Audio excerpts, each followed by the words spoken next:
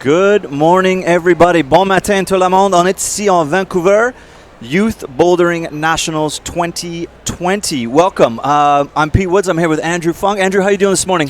Doing great, Pete. Thanks. Excellent. We are going to bring you the semi-finals.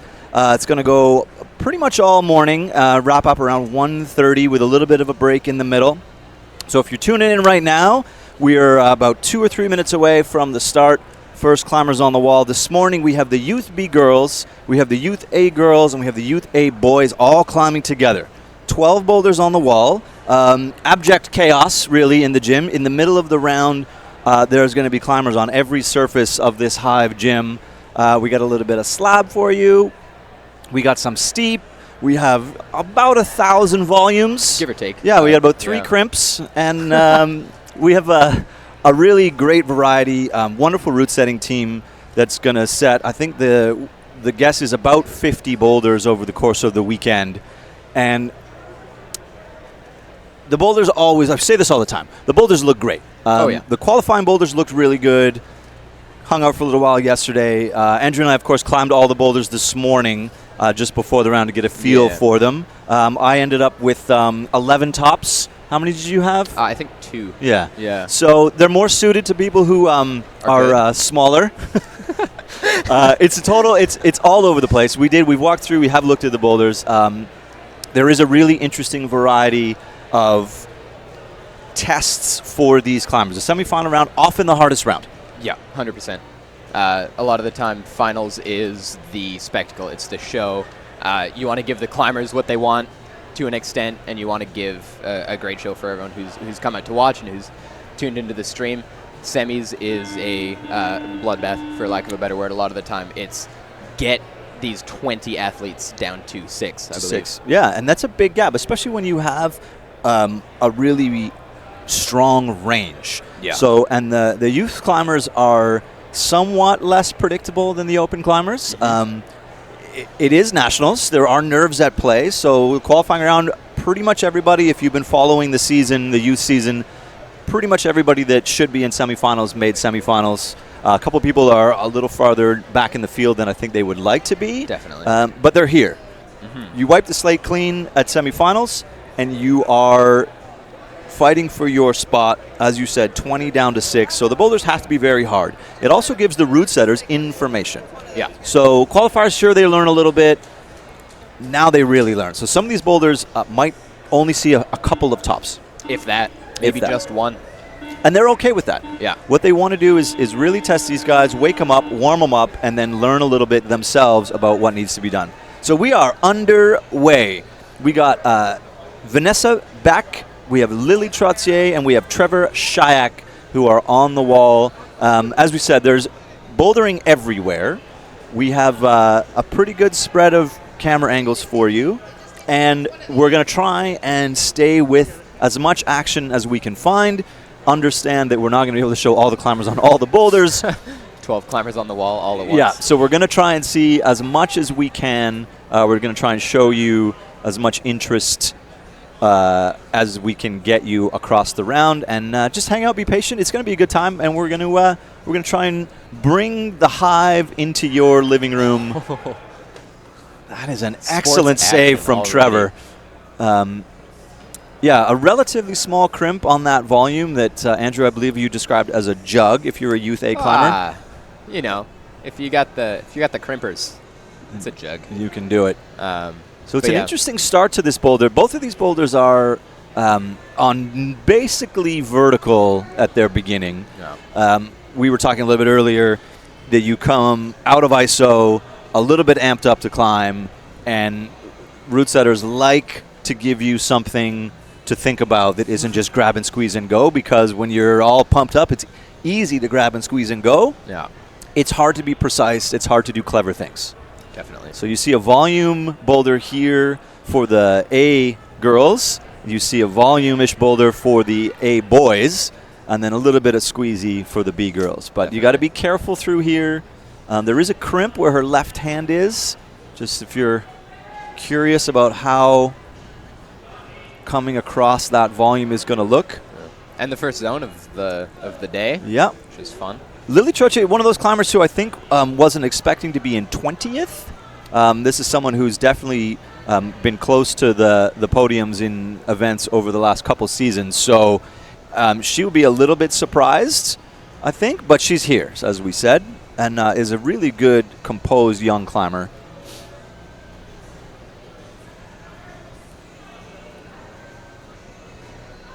She podiumed at Western Regionals this year, climbing out of Saskatchewan. Just having a bit of time trying to find her way off zone. Oh, that's excellent. Yeah. Just being committed. Oh, yeah. There's, if it works, it's not bad beta. Yeah, and this is interesting here. You were noting how this foothold just really isn't where you want it to be to finish this boulder. Cool. Great stuff, Lily Troche. Yeah. She'll Wonderful. be very happy with that. Of course, start your round with the top is a really, really, really good feeling. Yeah. 2 minutes to spare, a little bit of extra rest before she's heading into the next boulder as well. And then you see Vanessa kind of throwing up the what do I need to do here. And that is one of the most common facial expressions in climbing competitions, is a look of somewhere between frustration, disgust, confusion, all rolled up into one of, okay, I think I know what I need to do here. Why is it not happening for me? Yeah. When in doubt, match. Yeah. Finding beta that I don't think the route setters would have intended for that movement, but again, making it work for her. Yeah, and the that's good. I mean, if you're not quite. So the zone holds you'll see are all going to be taped in yellow.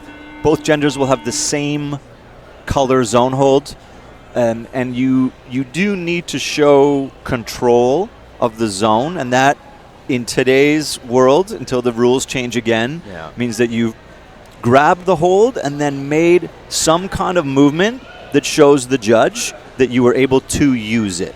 So a finger touch isn't enough anymore unless you move a foot, you shift your weight through your hips, you move one hand.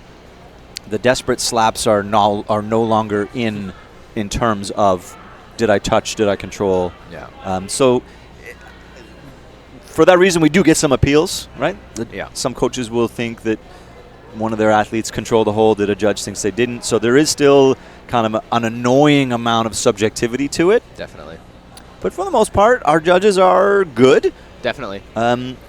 Especially our chief judge and our jury president have been around youth climbing for a long time. Yeah. Peter McNamee and Kay Belanger are experienced, and they will have put a lot of effort in to make sure that their judges know what's what.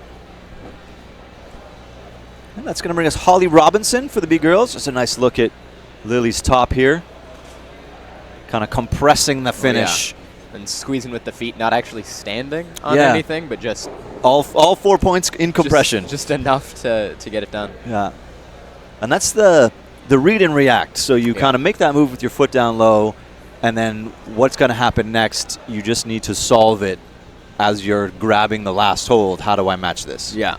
And that's that level of climber's intuition where you just kind of have to, you've thought about it, and at a certain point you just have to execute whatever it is your body's telling you to.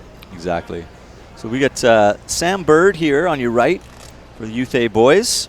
And we have Mateja Vukojevic, and then Holly Robinson will be out around the corner. So I do like the start of this boulder for the A boys.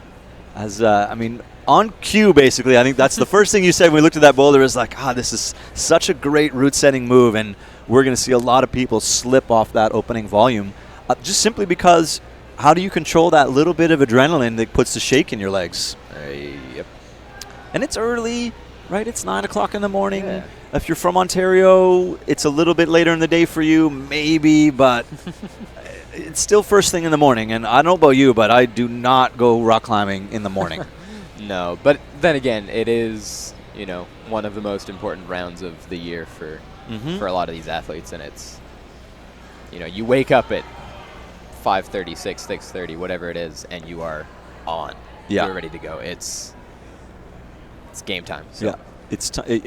You have to come out and execute. 100%. And that's, regardless of how old you are, juniors, open climbers, the athletes who compete the best are the ones who are able to turn it on as needed. Mm-hmm. So there are obviously some very talented climbers who are simply very good. Yeah. And then there are climbers who, in the gym, you wouldn't think that they were all that special. And then for some reason, they just keep ending up on the top of comp problems because they have that ability to execute in 4 minutes or less. Yeah, totally. So a good look at the finish here from Holly. BC climber. Yeah, climbs out of the Hive these days. So a bit of a home gym advantage for her. See if it pays off. Yeah, knowing the angles helps a little bit. And as you're saying here, there's a little half roof just to the left of the finish hold that you could maybe use to stabilize if you needed. But you see here, this is just really awkward positioning, which is, you don't have to have tiny holds to make climbers think twice about their movement. You can just create positions that is kind of insane. That is incredible. My hips don't do that. Nope. And, I mean, you see she jumped for a hold that you're not going to hold as a jump. So there is still, some of the youth climbers will, at the end of their attempt, will throw a desperation level move in the just in case. And, oh, that's a nice stick too. It's sort of the same beta that Lily used there with a little dead point. Let's see it. Oh, heartbreaking. Yeah, and then a major difference there is that she tried to hold the finish, whereas Lily stayed down low and put that full compression in. 1 minute to go. Yeah. So now it's the strategy comes into play for a couple of these climbers, just dealing with, I got 1 minute left. I've fallen off of the finish hold more or less. I can do this boulder, but I'm tired and I have a minute left. How do I budget my time, my rest, my pacing when I'm climbing to give myself the best chance of actually finding success on the boulder? Absolutely. And then remembering that this is boulder 1 of 4, I was not sure that going to the top of that was going to help a lot. But boulder 1 of 4, and over the course of 4 boulders, that 5 minutes rest becomes almost, if you're trying 4 or 5 attempts on each boulder, by the time you get to the last boulder, you are exhausted. Oh, yeah. Skin's an issue in the semifinals. You see here, so this is the first attempt where you see she just kind of went for I'll jump and squeeze, and just giving you an idea, the top of that wall, the angle changes. That last triangle where the finish hold is kicks back towards you. So the scoop that you're grabbing is not as good as it looks, simply because you're not pulling straight down, the wall's tipping away from you. Yeah. All right, so we see Michaela Sky Kochi, and then this is Alexandre Royer, and then Mathis Imbo will be over on your Youth A boys. And we're going to get our first look at the boulder number 2, and we're going to see Lily, Trevor, and Vanessa will be back. Alex making good, quick work here. It's always nice when you see an athlete come out and just flex on a boulder. Yeah. Just make it look like it's, going to work. And then you see sort of how hard it is to pure mantle. I invite you, if you're a relatively new climber, to try and two-hand mantle on opposing angles on weird holds. What is that?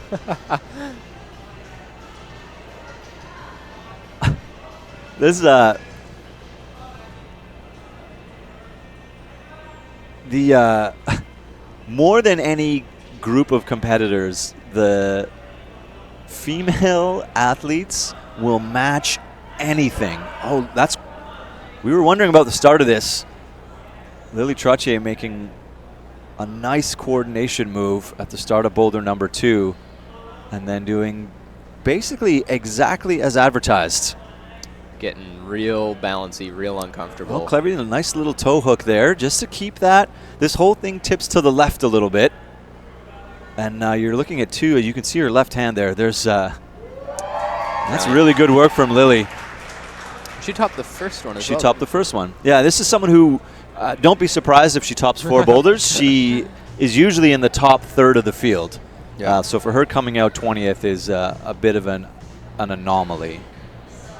You see Alex on your right switching her beta here and going with it's a much easier mantle that way. We might see if she get that left foot sorted. Nice and just slow. There it is. I mean, slabby enough to not even want to turn your head. I'm sure you've been on boulders where you feel that if you have to lean back far enough to turn your head from left to right, you're going to fall off. Yeah.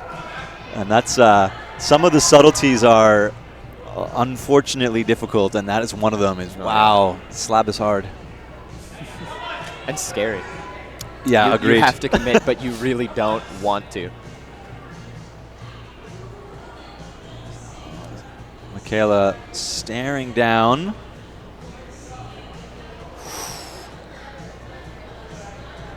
A little bit pumped maybe at the top of this boulder. It does take a little bit of time. I mean, one of the tools that route setters have in their bag of tricks to make athletes work is boulders that climb slowly. Yeah. And it just, if it's complex, you need time to read it. So remember that these climbers are climbing on site. So they're in the chair, they're in isolation. Each boulder, they see it for the first time when they turn around. And they have no help, no one to talk to. And they have 5 minutes to see a boulder, solve the boulder in their mind, and then climb the boulder probably no more than 3 attempts, 4 attempts. And a lot happens in 5 minutes. You burn the first minute usually looking at a sequence if it's complex. If the boulder climbs very slowly, you might, after 1 attempt, be looking at having less than 3 minutes on the clock. So a slow climbing boulder gets you a little bit pumped, and it steals time from you. You see Trevor just working the start of this, number 2 for him. Good looking, That's how that boulder made me feel, just looking at it. Yeah. If you know body language, you know that that's exactly how you might feel falling off the top of that boulder. See if Matt goes a little more careful this time, sort of looking for other foot options. I saw her have a look at that zone volume as maybe an opposition look. I was wondering if any of these athletes were going to try and do something with that. Oh, wow. That's a long way. And down to the wire. Right? With 3 seconds left. Yeah. Judges love that, by the way. Judges love having to look at the clock and look at the climber and look at the clock and look at the climber. Nice look at Lily's top on number 2.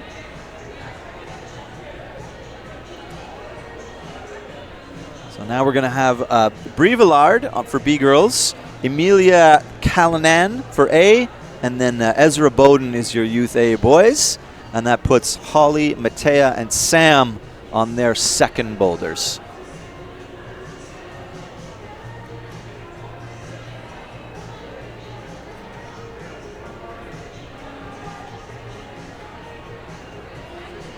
This Amelia here. You know, you're standing on 2 relatively good volumes, but you're still burning a lot of power, a lot of core tension, a lot in the shoulders.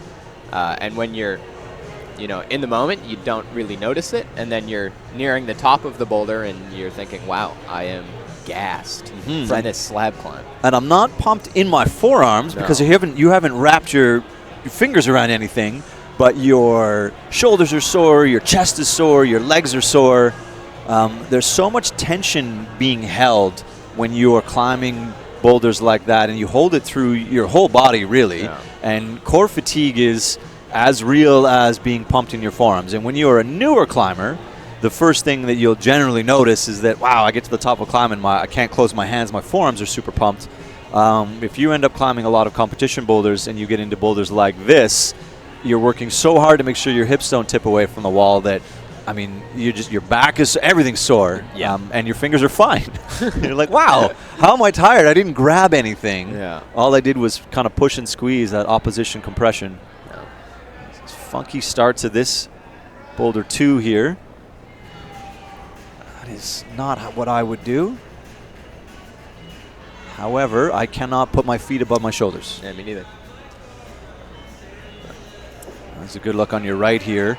It's a fun-looking boulder. We can stay with this. Let's see. It was Holly. No, it was Holly, yeah. Yeah, we got 20 climbers, so we got lots of time to see all the boulders. Don't fret if we haven't had a good first look yet. Well, we got time to get to everything. Kind of show you the new ones. Oh, heartbreakingly close. But that is a good showing of the method that the setters were thinking would be most successful on the start of this boulder. And I know, I mean, Andrew, you've been a long-time competitor, and you haven't really been out of competition for that long, so your perspective is quite fresh. In a boulder like this where you can't do the first move, how many times do you try it? I mean, because you're not, in your mind, you're not that pumped yet. No. So how many attempts do you throw at a boulder when the first move's spinning you off? I would usually err on the side of trying it too many times, and I would think, you know, I've trained really hard, I'm fit, I'm not losing anything, and great top from Matea there. Yeah, I'm not losing much trying it over and over and over, and next thing you know, you've racked up 12 attempts. Right. And you haven't taken the time to sit back, evaluate your method, let your skin cool down, let your heart rate come back down. It's a real art to knowing what you need in what time. And there's that, you get in that desperation where you think to yourself, I'm good enough. How come I can't start the boulder? I'll just try harder. I'll just try harder. I'll just try harder. And, you know, that, I love the start of boulders like this. Getting springy. And we sort of looked at, we'll come back when we get back to that boulder. There might be 3 or 4 different ways for the climbers to get through the start of that. All of them probably involve getting fairly confused and spun around. Yeah, and turned around in circles. Absolutely. As we're getting across the start, but not being able to make that press across the corner. And Sam having his fair share of issues on the start of his second boulder. And we did, we were talking to Ivan Liu, who foreran for this route setting crew, and suggested that although there seems to be more than one way to start that boulder, some of the beta is significantly less likely to be successful. Yeah. And the quote-unquote easiest beta may or may not involve grabbing some dual techs. Yep. Because it's facing in a better way than the holds that have texture. Yeah, route setters have many tricks these days to make the athletes uncomfortable. Absolutely. So we get Aliyah Frigos, Gabrielle Benjamin, Brennan Hill is out. And that's got Matisse, Michaela Sky, and Alex Royer on boulder 2. And then Trevor Lilly and Vanessa Back are all on their third boulder. So we're getting into it. And just like that, there are full boulders is a lot when you're climbing, and it goes by fairly quickly when you're not climbing. They climb 5 to qualify, and then 4 in the semis and 4 in the finals. So, I believe it was 4 to qualify as well. Oh, was it 4 to qualify? Yeah. Okay. I think for the youth, just to keep things manageable.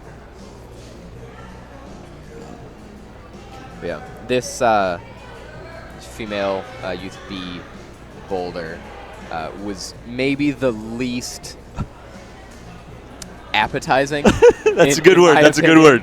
No part of me wanted to even attempt to pull onto it. Agreed. Whereas this one, you were all about it. On the left here, you see Lily.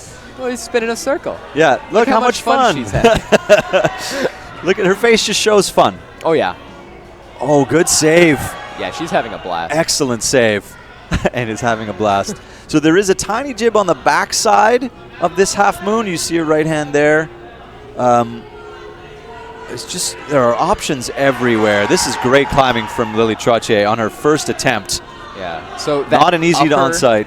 That upper pinch that she's just grabbed. I don't know if she'll get credit for zone. Yeah. The lower pink pinch is not the zone hold. You have to get to that higher one. So just even more demanding to get any points, any credit on that boulder. Oh.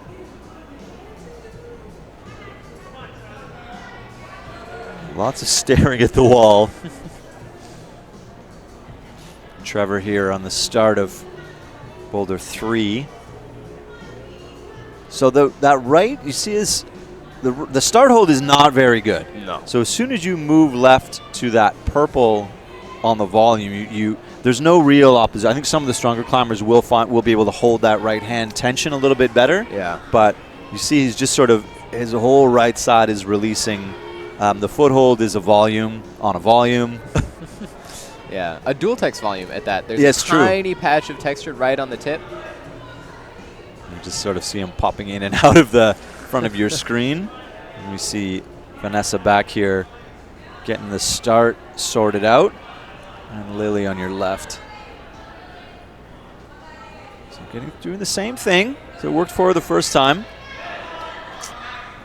There is a really good, that pinch you just grabbed, the undercling on that is excellent, which will sort of come into play later. And then just, this is... And a top. Nice top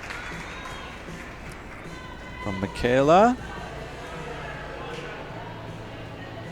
That's another fun aspect of competing. You're sitting in a chair, and you hear an applause, and you see the person who is currently climbing the boulder that you're about to turn around to top the boulder. Whether that gives you confidence or a little bit of anxiety, it's hard to say and different for different athletes, but it's another aspect that these athletes have to deal with. Absolutely, and it is maybe one of the more mentally interesting aspects. Is exactly as you say. Does it give you confidence? And when you watch that, look at, she's searching with her left foot for a guarded, dual textured foot jib, blind. That's pretty good no look footwork there, followed by disappointment from everyone. Your point is super valid, is that you either are like, oh, I think I'm better than that person. Yeah. I will also top this boulder. Yeah. Or, oh my goodness, that person who's not, I think I'm better than, top the boulder. What if I don't? So you can basically apply unnecessary pressure based on how good you think you are compared to the person that's climbing ahead of you. Definitely. Or you're the kind of person that tunes it out altogether and you don't care, or you have your headphones on, or you stare at the ground. Like, there are as many different strategies as there are climbers. And as you're a youth climber, it's a good look at this sort of very careful top. I mean, that volume is not, it's not a great foothold. And that's very low. It's good footwork from these climbers topping this boulder. You have to get a strategy for dealing with comp level stress at 14 years old. Yeah. So you competed as a junior. Did. Starting quite, from the beginning of the category base. So you started competing as a UC, I think, athlete, 13? Or D, I don't, it's 12, 13 years old. Long time. I mean, you're getting coached at that point, but when you're in the chair, are you remembering what your coach told you, or are you just like, I got to climb boulders, you know? Remember being 14. What were you doing at 14? Were you dealing with the pressure of national level competition? So, yeah, it's a tough area to get into. And for me, there was a certain amount of time where I was like, okay, just get into the mindset where I am, whether or not it's true, which it essentially never was. But you get into the mindset of, I am stronger than anyone else. I am better than anyone else. I can do every single one of these boulders. I will do every single one of these boulders. And that's kind of how I had to approach things, is just to have that level of confidence where you turn around and you will find success. It doesn't matter who's in the gym. No. It doesn't matter who's climbing. Doesn't matter which categories. It's you versus the boulder, and you're just going to climb all the boulders. Yeah. Yeah. If you don't fall, you can't lose. Exactly. It's a good point. It is a good point. You see slow finishing boulders, these first couple.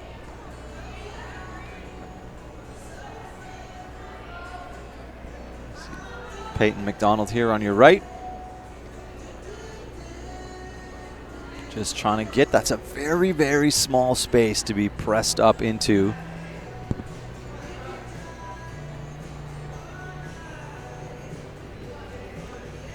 And do remember that we're going in reverse order. So we're starting with the 20th place qualifiers, and then we're going all the way up to the top of the field where those are the climbers generally that we expect to make the semifinal. So the disparity in ability is more pronounced in the youth side. Yeah. So there is a significant drop-off in and around the middle of that field where if you look back to the results of qualifiers, the top qualifiers, and it's an interesting look to go backwards through to the zone.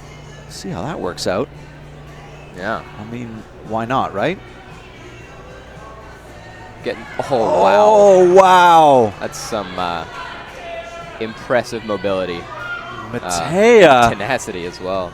Wow. And then the piano heel match. You don't see that every day. I think I counted 10 foot switches. I mean, that's full body tired right there. Oh, yeah. Sometimes you wish there was a bucket just next to the mats just in case. Just in case. You try a little bit too hard.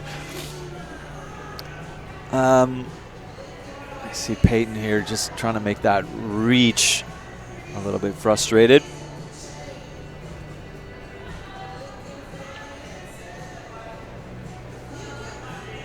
Yeah, if you look back at the qualifying results, the top quarter of the field would have had 2, 3, and 4 tops in their qualifiers, and the bottom of the field, in some instances, we're getting into semifinals on zones only. Yeah. So you have this split from, the top 5 to the bottom 5, where you're looking at climbers who are, at a level to win nationals, and climbers who are at a level where they are still building up their young competitive career. And some of these climbers won't get really, really good until maybe junior even. Yeah. If they stick with it, though, people mature at different rates. They mature technically, they mature in terms of their comp strategy, their mental stability, and they sort of grow into themselves. So if you get tall and lanky at 14 or 15 and you haven't figured yourself out yet, and then you put a little muscle on in the next 2 years, all of a sudden you get really, really good. Yeah. And you've figured out where your feet are, and you come through. So that matters. As we see that, I think that's going to be almost our first official zone on that boulder. Yeah. And that's a tall young man making a span through there. Yeah. 3 seconds to go. So yeah, just because your youth B season isn't great doesn't mean that you walk away from the sport, right? Oh, exactly. And I was lucky enough to have a fairly successful early couple years in like the youth C, first year youth B, just through starting early and having some great coaches. But I had a rough few years through Youth B and Youth A where I just wasn't putting in the effort that everyone else was. Right. And it took a long time to kind of grow up enough to admit that and start really putting the work in again. And then by the time junior rolls around, things are starting to work out a little bit better. But yeah, and it's an interesting perspective that you mentioned there. As you see, just to note where that right foot is a dual text. A fairly good dual textured, but it's something to be careful on at least. And then coming through, there's really interesting volumes, these ones, with those sort of hexagonal tops on them, just to add a little more purchase across their tops. Cool. Michaela just trying to also solve this. But so as you say, if you're very good early in your youth career, then maybe you sort of cruise a little bit. And I mean, as you turn to be 16, 17, other things start to become interesting.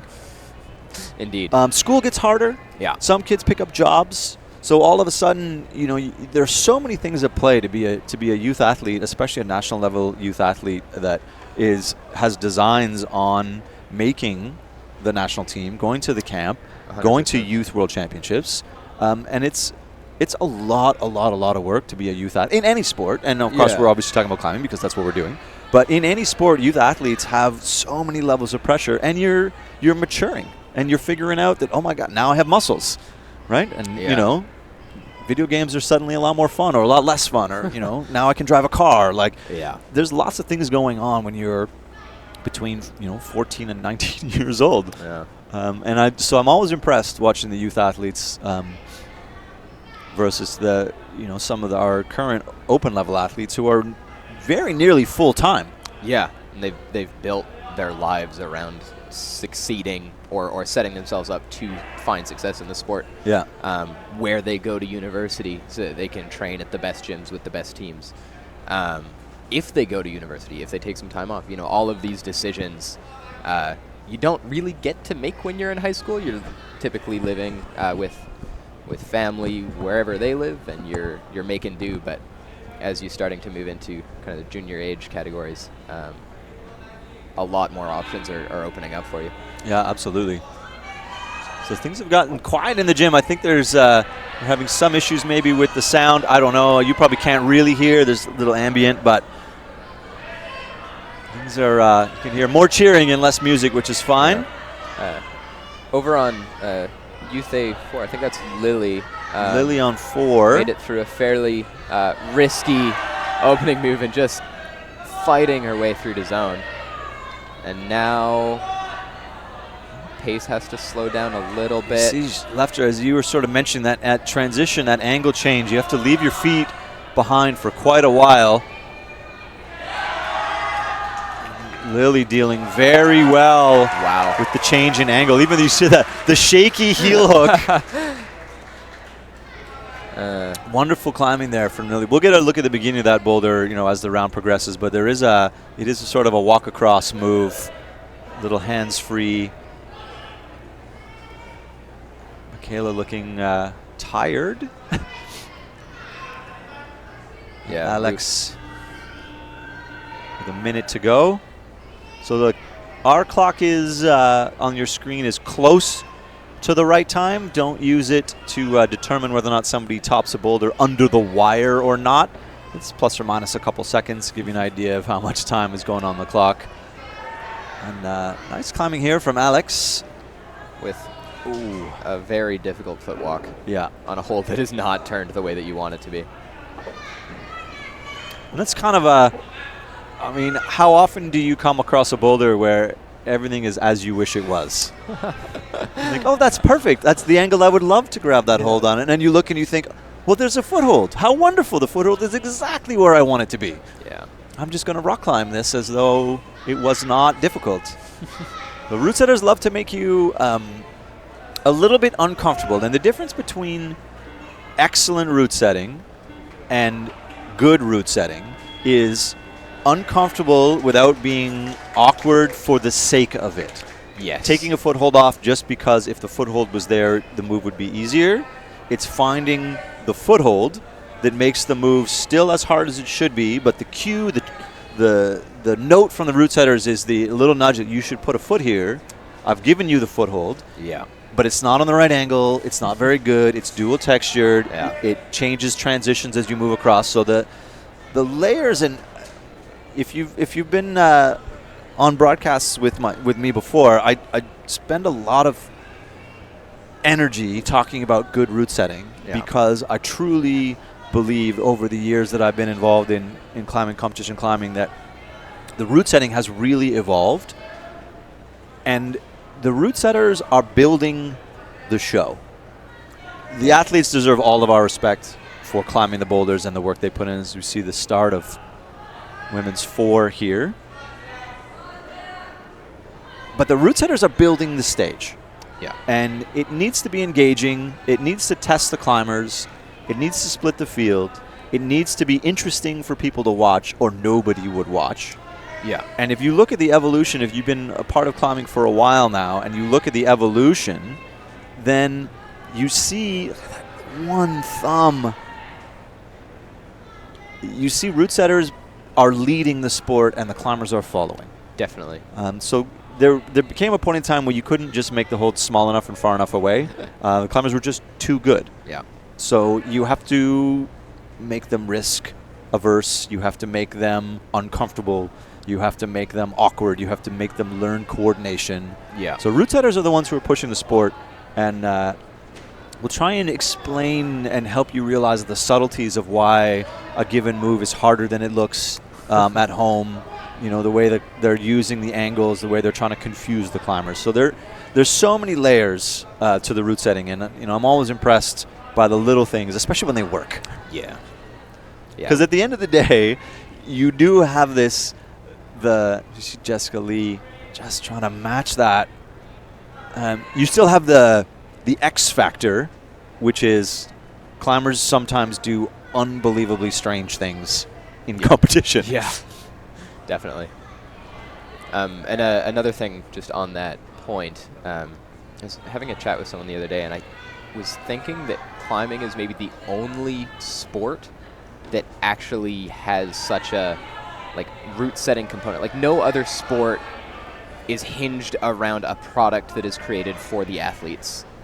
Outside of maybe mountain biking, where they create the course, but even then it's the athletes who bring the difficulty to it. It's not there for them to try and conquer, and I think that's one of the things that makes climbing more unique than it already is. Agreed. It's most sports are in a fixed environment. I think you get surfing as a variable environment, but the concept is the same every time, and obviously Mother Nature is doing that. Look at this pretty good amount of that's good work from Anthony Mattina there to secure the zone. But you're exactly right. The only real variable in most sports is how good the athletes are. And in climbing, it's every round has 4 brand new challenges, and then from competition to competition. I mean, you think you'll have seen styles of boulders that are the same, but I mean, it's hard to come up with new ideas and then old ideas and then a combination of both to sort of bring climbing along and give these climbers a challenge. And it's wonderful to see, because you notice good route setting and you notice bad route setting. Yeah. But you notice bad route setting. I think you even notice it more.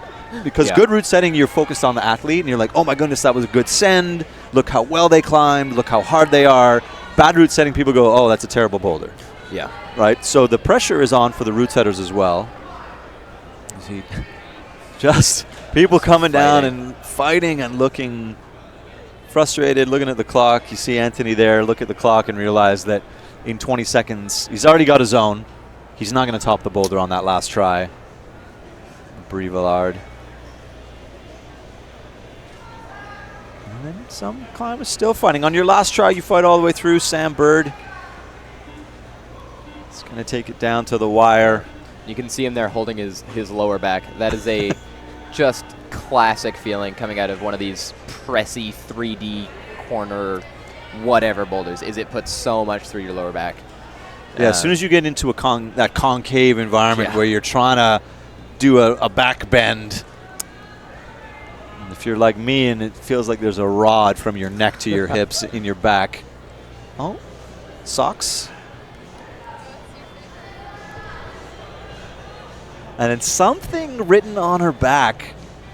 See Hannah Musgrave here wearing knee-high socks with a Sharpie tattoo. Oh yeah. Oh, and nice climbing. That makes sense. That's classic. The nice climbers are always, there's a little bit of and I got to a little personal shout out. So Chris DeVries, Nice Climbing, they support me. So that's a little sponsor for me that I'm going to lay down. And this is definitely in their style to do the climbers come out of that gym in Kelowna, a little Sharpie tattoo for the folks at home. So a little bit of love for Nice Climbing from Hannah and from myself, making wonderful things. They make all their clothes, he makes. Really? So he makes the patterns, he designs them. Wow. Yeah, so it's a wonderful, small Canadian climbing clothing company, chalk bags and stuff too. Check them out, Nice Climbing, worth having a look. They make really cool stuff, and I'm super psyched to have some support from them. I mean, you look great today, Pete. So do you. I mean, so do you. There's no camera on us, actually. Well, No, we look really good, and then we're in this really small space upstairs at the Hive, and sometimes there's a camera so you can see our smiling faces as we bring you the information, but not today. So we'll post a selfie later. So if you're super interested, you can roll back over, and you can see how sharp we look for you this morning. Nice. Just saw TJ Foley here on your right, and Matisse getting zone.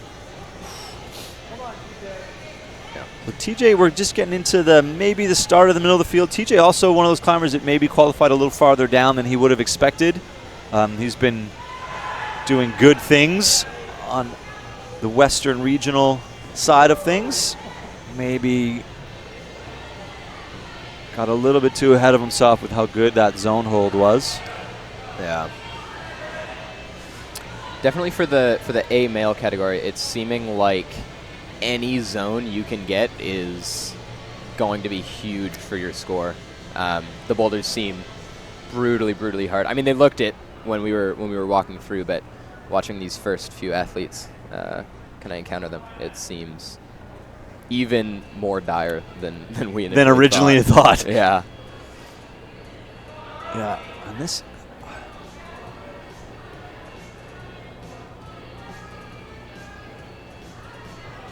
It's good, and that's the hold on the backside of that is not great. No. It's a good opposition. It's good to turn around, but I think she was trying to use that to support near full body weight to come through, and that was maybe always going to be a bad idea. So TJ back here, he cut his feet last time and tried to just campus over, sort of overestimated his ability to hang on to the zone hold. See if he can reel it in a little bit this time. Yeah. When I was looking at this boulder, I had absolutely no idea how this transition would. Agreed. We both sort of was like, okay, so then you come across. Somehow you get your left hand on the top. So yeah. There's a volume just out of screen. You probably use it somehow, and then you go to the top. You know, as expected, right? But, one of these athletes at least will figure it out, I'm sure. Yeah. Just finding a little bit of something right in behind that volume. Just trying to. We saw. I mean, the root setters don't miss a trick. There's a volume on. I can't remember which boulder that has a crack at the top, and it's been sanded down to make sure that it hasn't provided where the crack is an extra foothold. Where TJ's left foot is, the top of that volume is has had a little construction work done to make sure that there's no advantages. Yeah. I mean, how large was our setting crew for this? 8. 8? Yeah, so huge wealth of knowledge and experience from across the country, I believe. Kind of to give that attention to detail that's required to make this event the level that we as a team want it to be and the sport is deserving of. Absolutely. So Simon Parton's your chief. So he is a Vancouver native. He's been route setting comps for, it's got to be 15 years now, 10 years. Plus, yeah. Oscar Lanzagorta Sanchez is your assistant chief. He's a Montreal route setter. You get Eugene Kosciuszko. Eugene's from Canmore. Tristan Plowman from Calgary. You get Allison Stewart-Patterson from here. Yep. Sophie Butendijk, also from here, I believe. Hayden Jones. Out of base 5, but, Vancouver. And same. then Andreas Lurch from the east. Heads. He's setting out here. Oh, he's setting out here. Yeah. Has been for a couple of years now, I think. And making volumes. Oh, yeah. I think 60 to 80 volumes got made specifically for this event. All of those blue, slimy, slippery volumes, and many more. See Owen Clouston here, getting that high right foot, which is a difference that as we get into this sort of middle third of the field, it's proving to be a bit of a difference to getting over to the zone.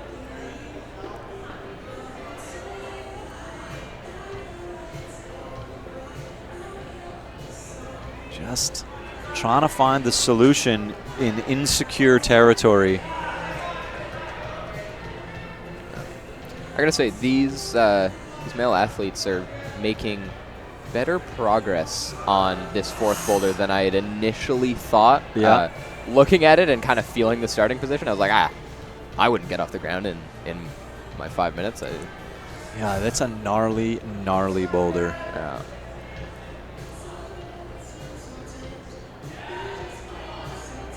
It's Peyton making decisions here.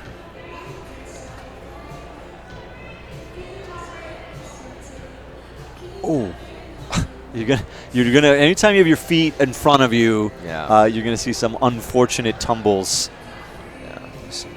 Grace Wininger coming across. We're keeping that inside out. I mean, as long as I am a part of climbing, I will never cease to be amazed by the contortions in which people can make their wrists, shoulders, ankles, hips, knees. Yeah. It's an impressive part of modern competition climbing is some of the coordination and accuracy built boulders just require you to have really, really good mobility through, I mean, head to toe, really. Really good core strength is always going to be a major tenet of good climbing. Yeah. But having the ability to just bend and twist. Yeah. Well, and on that note of how variable and complex and risky and all of that the route setting is getting, having those little, I know my wrists are really, really flexible, so I can maybe hold a volume in a way that no one else can, so that I don't have the same swing that someone else does. Mm-hmm. Knowing your strengths, your weaknesses, things that you can kind of take advantage of to not have to do all of the things the route setters want to make you to do. That can be a huge, huge advantage, and I think a staple of some of the best competitors is they know their strengths so well they can just always climb to them. Yeah, and absolutely. And you look at a boulder and it clicks for you right away with what you're physically capable of and what you're physically capable of moving through. So there's the, yes, I can grab that hold, and then there's the, yes, I know that I can basically turn myself inside out. Like, I don't think you're going to see a whole lot of people start this boulder the way you're seeing Grace start that boulder. No. It's kind of remarkable. And then so you add that layer in and be like, yeah, I can grab a volume with my wrist turned all the way around. And volume climbing, there's so much involved in grabbing corners. Yeah. So because you have options, when, a few years ago when you were really only grabbing holds, you didn't have the same level of options of, sort of you cup it with your pinky in, you wrap it with your thumb on top. Like there's all of these. If you climb it all in a gym now, you'll encounter a volume and need to make a decision about how to push and pull on it. And it's, requires you to really understand where you can get friction. And then, just because you've cupped it, if you're moving left to right or right to left, it's going to change how long that friction stays with you. Yeah. And then the argument of, well, I get the most out of this volume if I hold it in this way, but if I hold it that way, I can't move anymore. And you have to leave the comfort of the most secure position to actually be able to advance. Exactly. Or even take the hold in an uncomfortable position because you need to move on. But just because you can grab it doesn't mean you can move through it. That's why you see a lot of climbers get handcuffed where they look like they could stay somewhere on a boulder forever, but they can't get any farther forward. And sometimes it comes down to something as simple as you're mentioning, which is how did you grab it? And can you either move out or reverse that hand position? And what are you going to do about it? Yeah. So this is where the top of that wall might come into play here with that upper hand on the right side of your screen there. She is just brilliant grace and composure there. Very smooth from Tara. I would have fallen trying to do that foot up. I would have needed to use that bit of the wall just to help me. But oh my goodness. Wow. Just barely. Well, not just barely. In control, just very slowly. Very slowly. Yeah. Bit of a heart in your mouth. Yeah, that's a smile for that flash. So we have Marie-André Roy in front of you on her third boulder. So we've yet to see anybody really have a shot at the finish. A few climbers now have secured this zone, but not been able to get established enough to make that next move. And you'll next time we have a look at it, the hold that they're going to is sort of a red crimp blocked by a crimp right on top, and that's in 3 or 4 spots. I know you were noting that that's one of your least favorite things, but we're at a point where we have to make holds more difficult by making them accurate in a way that is only done by adding a hold on top. Yeah, and that's another level of complexity that the route setters can add is, a lot of the holds in this gym I have climbed on. I know them. I know the good spots. I have held a lot of the holds. So when they're incorporating these blockers and whatnot, it's all of a sudden it's a completely new experience. And it kind of reduces that advantage of having climbed on these holds in this gym before. Yeah, absolutely. You get that. Get a look here at, Sofiane not quite. And Hannah Musgrave getting through the toe hooks. Interesting going through the bottom and then realizing that second blue hold under the roof is really not very good. So the first one's pretty good, and the second one is terrible. And there's definitely some changes, some options through there. Maddie Andre here getting that a blocked foothold. Yeah. This whole boulder is a story of I wish this hold was better. Yeah, and it took me probably close to like 10 years of climbing to, have good enough footwork that I could stand on a blocked hold that bad, and to see these, very young athletes doing it in just first try, encountering it and rolling with it so well is a real testament to just how far the level is growing and expanding in the sport these days. Absolutely, the adaptability that comes from sort of the route setting that's come into play, and the tricks that route setters have brought into play in the last probably even 5 or 6 years only, has forced these climbers to be very adaptable, and the good climbers are exactly that. See Brennan just, what do I need to do? And that's a strong kid. Brennan he climbs out of our gym in Calgary, and he's got a gymnastics background. He's bendy, he's flexibly strong, and he's in a position there where he just can't maintain tension from his feet to his hands. So this is interesting. Big stretch here from Tyson Guzman. Kind of maybe the splits that hurt just looking at. Sort of 20 seconds to go. Maybe one more try, maybe not.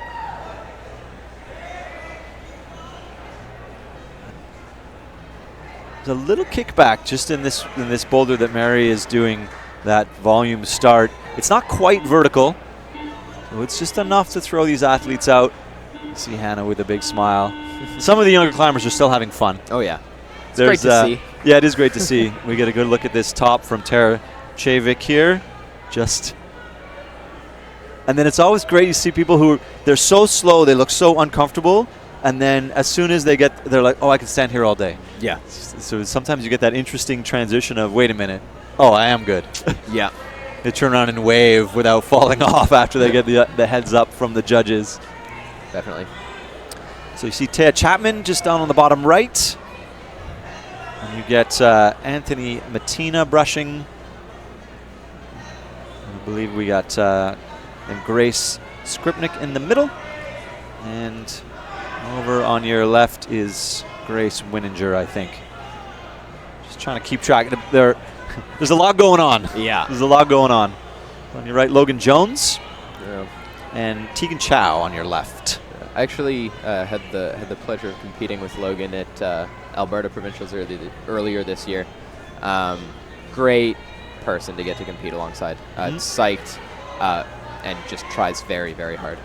So he's one of those youth climbers that's climbing in the open side of things as well. Yes. Yeah. So there's a handful of those. You'll see it in the A and the juniors. And there's quite a few of the A and junior athletes that have podiumed at open level events over the last season or two. So it shows you the level of the younger climbers, and it reminds the open level athletes who's coming for them. Yeah. I mean, need to look as far as BC to realize that the future is here. I personally have been getting tired of getting beaten by 15, 16, 17-year-olds. Yeah. But that's the level, and those athletes bring it. Almost getting a top there. I believe that was Elaine Loftus. You see, just getting tipped out, Tegan Chow. And Grace getting that same crafty toe hook. It's great to see. I mean, I love when, not quite able to hold that off-balance barn door. Yeah, I love seeing lots of different climbers find clever little pieces of beta. Yeah. You see? So Peyton doing this move quite dynamically. Sort of you had a look and thought it could be done in quite a lot of control. And some of the climbers have come across moving quite quickly and trying to maybe come around that corner and make that grab. Yeah. And you had sort of had a look and thought, you could probably slow this down. When we get back to it, we'll get into the difference between the way route setters have solved the rule change quite a few years ago now to take away running starts from the mat to the wall. The route setters love the complexity of being in movement, so they adapted fairly quickly, and you get basically foot only or handless movements on slab climbs quite a lot. Yeah, and we do have a really nice one for that Youth B problem 4, or Youth A, I think, problem 4. So Tegan needs a little bit more control, and we'll see what Elaine's got here. This is the closest we've seen to the top of this boulder. And again, 1 minute and 15 seconds left on the clock. She just fell going more or less to the finish hold. So, I mean, you got to, on your 4th boulder, you got to try that again, right? Yeah. 100%. But how long do you wait? Do you give it, well, looks like she's giving it no time at all. Limited rest. I mean, that's the safety net of 2 tries, right? If I fall, I can try one more time, whereas Tegan not quite. She's sort of rushing the finish. So we can, let's have a look at Elaine here on the left as we watch Taya Chapman. Oh, and she's running out of gas. Yeah. And that's that's what happens. Yeah. If she had waited 30 seconds, maybe not. There is that fear of running out of clock and that fear that you're going to need an extra try. I think Grace is going to wish she had that. There you go. So she took the swing out earlier. And highlighting a problem with volumes for feet, which is you can put your feet anywhere and you can have your feet too low. Yeah. Good look at you, the roof trick. And I think she's just going to get that. I'd give it to her, but I'm not a judge. No. So we will, that'll be remain to be seen.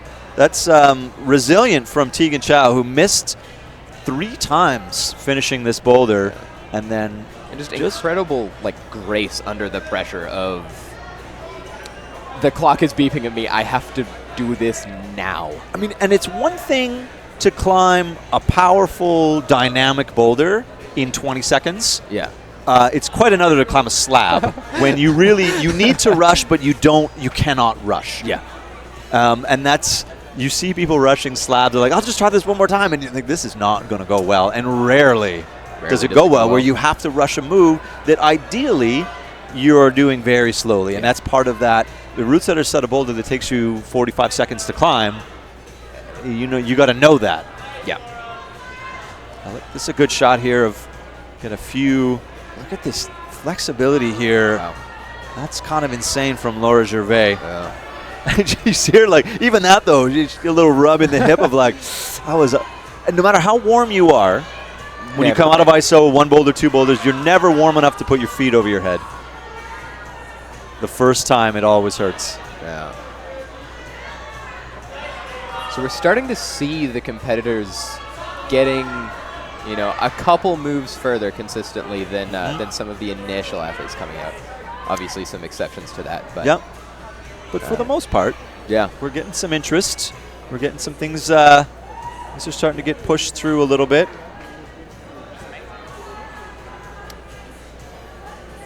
You got to respect the style. Yes, I think you do. Just crimping. I mean, they'll find anything. You root setters, you can't sleep on Youth B climbers. They will crimp anything. Yeah.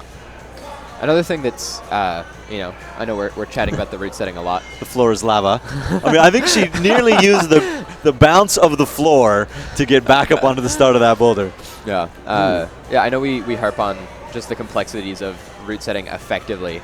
However, it's a lot of adults, almost exclusively adults, doing the setting for these, 14-year-old athletes. Yep. To be able to understand how an athlete of that size will fit in the spaces that they create. For me, forerunning as your average-sized adult male, the Youth B boulders often feel just as hard, if not harder, than the Youth A and the junior boulders, because I'm so uncomfortable in these positions. So for the root setters to put themselves in smaller humans' shoes is a very important skill. Yeah, absolutely, and it is not everybody can set youth comps. That is for sure. It's a skill that you gained over time. You see Sienna Mar here on your right get almost to the finish, and then it looks like she's just trying to find a way to readjust for height, get that mantle just uncomfortable enough here. Just gonna make another small adjustment here. I mean, and boulder like this, you're talking about the difference of shuffling your hand or your foot, maybe an inch. Well, and if she were to rotate her right heel 10 degrees, would make just maybe a little bit more room. Yeah, your brain is trying to put 3 or 4 things together at the same time. And the whole time your body's just screaming at you, no, I don't want to be here. I'm uncomfortable. Yeah. I'm not happy. Yeah, I feel like I'm going to fall off no matter what I do. Yeah. And there is a moment when you need to decide if you should continue fighting or if you should pop off and try again. Yeah. So the reversing your beta, as we might get a look at the finish here of Boulder 4. My fault. You cursed it. Yeah. But Marie-Andre got close. Ooh. Yeah, just like, I must get back on this boulder. That if you fight for too long to adjust your hands back around again, you're just burning gas. Yeah. Whereas attempts are maybe not always the most important thing. Often they are, but you need to be careful not to sacrifice effort for attempts. Yeah, and just as that screen moved there, some rough emotion on that boulder. Finally finding the method and being one move away from zone, and the clock ticks out. And getting timed out. You effectively did it, but you do not get the points for it. Yeah, that's harsh. Which, I mean, same for this finish here. Sienna Mar there just sort of drifting by the finish, unfortunately. But so we got to. MEC, we have a huge sponsor list. Of course, it's we wouldn't be able to put on comps like this without support. So MEC is a official title sponsor.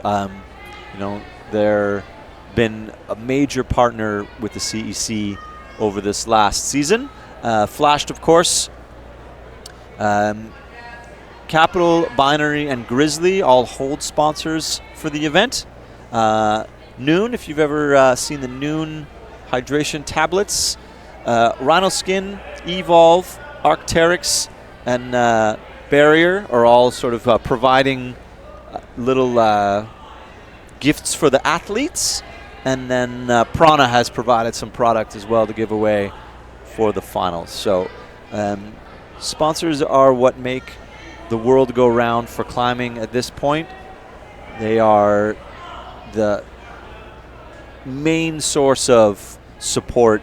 Of course, the athletes are paying membership to be part of their provincial organization. They're paying to be part of the Canadian organization, and there are comp fees and all of these things that need to go into providing top quality events, and the sponsors help fill that gap. So if you want to have quality, you have to pay route setters. Yep. I mean, I don't want to tell you how much a live stream costs to put on. So people aren't bucks. voluntary. A few dollars. Yeah. And we're not at a point yet, and I will continue to talk about this as on most broadcasts that we do. People are not at a point yet at home where they're willing to pay to watch climbing events, and that's okay. Yeah. It's almost a chicken and egg scenario where it's if we ask people to pay and we tell them we can put out a top quality product with that extra funding, are people willing to make that commitment, or do we have to put together a top quality product that draws people in to say, that was pretty good, I would pay for that next time? Yeah. And then what we've got is a couple years worth of scraping and scrounging, followed by a little bit more breathing room. If we say, hey, if you want to watch Youth Boulder Nationals, it's going to cost you $5 to get on the live stream. And we do need to, I believe, in my opinion, we do need to get to a point as a spectating body that we're okay to pay to watch events. There was a hiccup with the IFSC a couple years ago where it was like $25 per stream, and it was just, they overshot, mistakes were made, and went back to being free. $20 for the year, sure. $20 per event, definitely not. So we eventually maybe we'll find a model, but for now we're happy to bring you the stream, and it's covered by the fees that everybody pays to get here, and the sponsorship, and a lot of time and effort put in by people who are doing it because they want to see the sport advance, not to pad their bank accounts. Good save there. We might be seeing, if we go back, that was just Hugo Dorval, for the first one to stick the move after the bonus for that Youth A Boulder 1.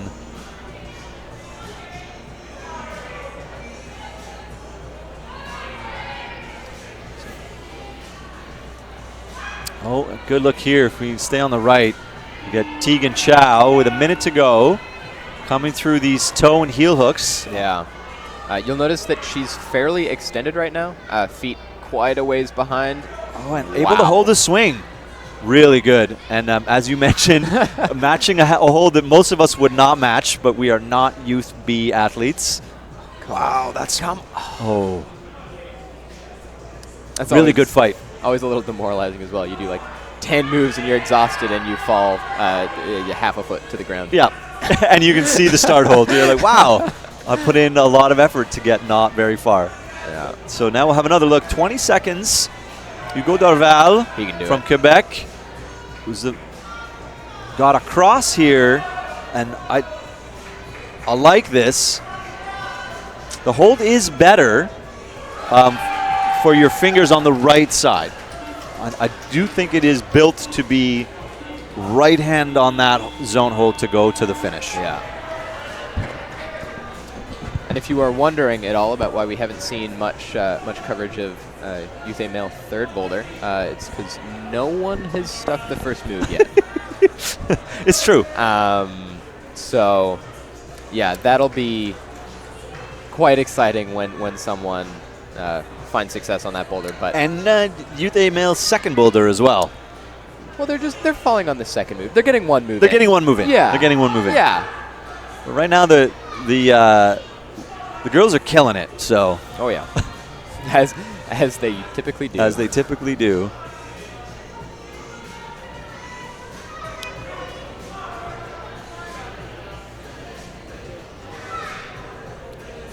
It's a nice little flash to zone. Moving well. And that's just as we say that, of course.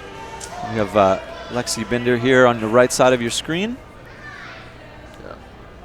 Another interesting thing about just kind of the route setting approach is typically the setters will more or less separate each individual boulder into kind of two sections. The first to get to zone, to get some of the points, and then the latter to get to the top. Mm-hmm. So a lot of the time you'll see a style switch, for example, on the left side of your screen here on Youth A first boulder. Very slow volume walkie start into big jump and then really insecure feet, really having to bear down and keep tension on things you don't think you can keep tension on to find the top. So a lot of variability, even within the same boulder, that these athletes are having to deal with. Yeah, it's a good point that there is a couple of approaches, and the style change is a style in and of itself, is sort of the tale of two boulders in one boulder. Is what can you see Taylor Galloway there doing a similar thing we've seen a couple of other athletes as they start to lose their balance. They think, I wonder if there's a hidden pocket on top of this. That hold is basically just there because you can no longer put tape on the wall. It's not saving you. Yeah. It's just a place to put your hands. So it is that question of, a slow start to a dynamic finish, a running start to a press finish, which is the real killer. Yes, that is much worse. Has bitten me more times than I can count. You finally stick the run jump start. You're super fired up, super excited, and then all of a sudden you have to switch your heart rate down to nothing and just slow it down, stay composed. Step on some volumes, drop your heels. None of the things you want to do after you've stuck a move you've tried, especially a low percentage move where you've tried it maybe 5 or 6 times in a minute. Yeah. Your heart rate is up really high, and don't discount how important it is to be able to control your breathing in the middle of a boulder. Yeah. Obviously, lead climbing, you need to be able to actually shake and stop and rest. But if you can control, that hold it's dual text on the bottom, so there's no thumb for you, that green hold. And it's flat and not very good. But you see Hannah getting as close as anyone. And the last sort of 3 or 4 climbers have gotten up there, but just unable to make that green hold stick. Right. Taylor Galloway doing I did this move already. Why can't I do it again? And that gets into your psyche. Yeah, that hurts. You do it once, you fall off at the top, and then you can't do the first move again. That really chips away at your confidence. Yeah. Especially on Boulder 1. Yeah. So hard to deal with. This backwards foot search is really impressive. Yeah. As it gets a good look at what happens when you block a hold. Yeah. So if that hold doesn't have that red crimp on top of it, everybody sticks it. Yeah, the foot just falls down onto it. They keep some tension in the leg, and it'll just stay. Yeah, you can basically start 8 or 10 inches above it and drag yourself down the volume. But that shows you really well that you need to place your foot on the hold, not drag it towards the hold. Yeah. So if you want to follow along at home, compseason.com, go to Youth Bouldering Nationals tab, and you will have the results nearly live. As the climbers finish their round, their scores will be updated on Comp Season sort of, 5 or 10 minutes later. So somebody's entering those scores. 10 seconds to go. Taylor Galloway, as we were saying, needs to go fast but slow. 3, 2, that is not going to do it. That hurts. That hurts a little bit. You have to be able to shake off Boulder 1.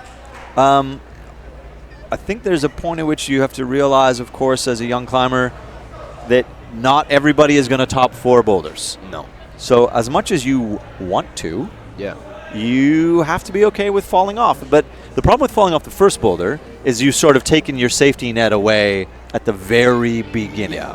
And now what are you thinking in the chair? If it's you, Andrew, you fall off the first boulder and you think, the guys behind me, I'm in the middle of the field. Yeah. They're going to top all 4. Okay, now I got to top all 3. Yeah.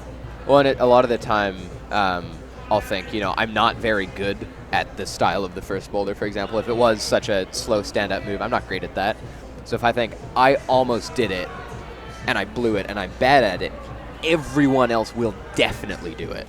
Right. And you get into that negative cycle of everyone else is better than me, they're going to succeed on that, so I have to be perfect. Mm-hmm. And then the pressure of having to be perfect means you will probably climb worse. Yep. So it's reversing those negative kind of thought. And every slip becomes highlighted in your mind. Yeah. Every attempt is now, well, what if everyone else does them, but now it took me 4 attempts instead of 3, instead of 2. Like the spiral into disappointment is very near. You see Aaron Huskin here getting as close as anyone. Oh my goodness. Can she shift that left hip over? Wow. Fantastic. Just brilliant First top, execution. really, really good. Just the subtle finish there. Yeah. Really, really good climbing. We didn't see a lot of her up to there. Not sure. But given by her success on that boulder, I mean, one assumes she got up a few others. I did see her on boulder 3 and get about as far as everyone else. So yeah. And we do have results in for the first 9 Youth B female athletes. And only 2 people have tops, so that will put Erin in the top 3 somewhere. Yeah. Who knows where? But yeah, great performance there. You see a different option here with the toe hooks. And then just you see her mind is racing through. The first 2 toe hooks didn't work. She looked at the gray volumes to go feet first. Now she's trying to leave room for something. I think maybe try a double smear on the wall. But when you're running through options, bam, bam, bam, bam, bam, it's mentally tiring. Am I doing the right thing? Am I doing the wrong thing? Could I have made that work better? Should I let go? Should I readjust? Yep. Was the first thing I did the right thing? Was the second out of 5 things I did the right thing? Yeah. And there will come a point in time if you compete for any number of years or even one season, there will come a boulder where you try variant A and you try variant B and neither of them work and you have 2 minutes left and you need to decide whether to do something completely different, do A but better, B but better. There's a lot going on. We had look at Sydney Park here getting one hand up. One hand. And then searching for some kind of opposition. Going for the clamps. Oh, yeah. Yeah, so that's what we saw a long time ago. Lily Trottier. Success with the foot compression. But deciding... Oh, good stuff here. Logan Jones. First person to get zoned for sure. Yeah. Anywhere, really. Actually, never mind the first move. Yeah, and be interesting to see if he gives it another go. I think he will. I think he'll give it 30 seconds on the clock, and we'll just... Yeah. 30 seconds is enough time to climb that boulder, so... just like that. Looks like I was wrong. I think he is packing it in. He is going to pack it in. Save it for one more. It's a smart competitor right there. Cedar Pigeon here. Getting... Oh, good save. Just fingertips on that jib. Yeah.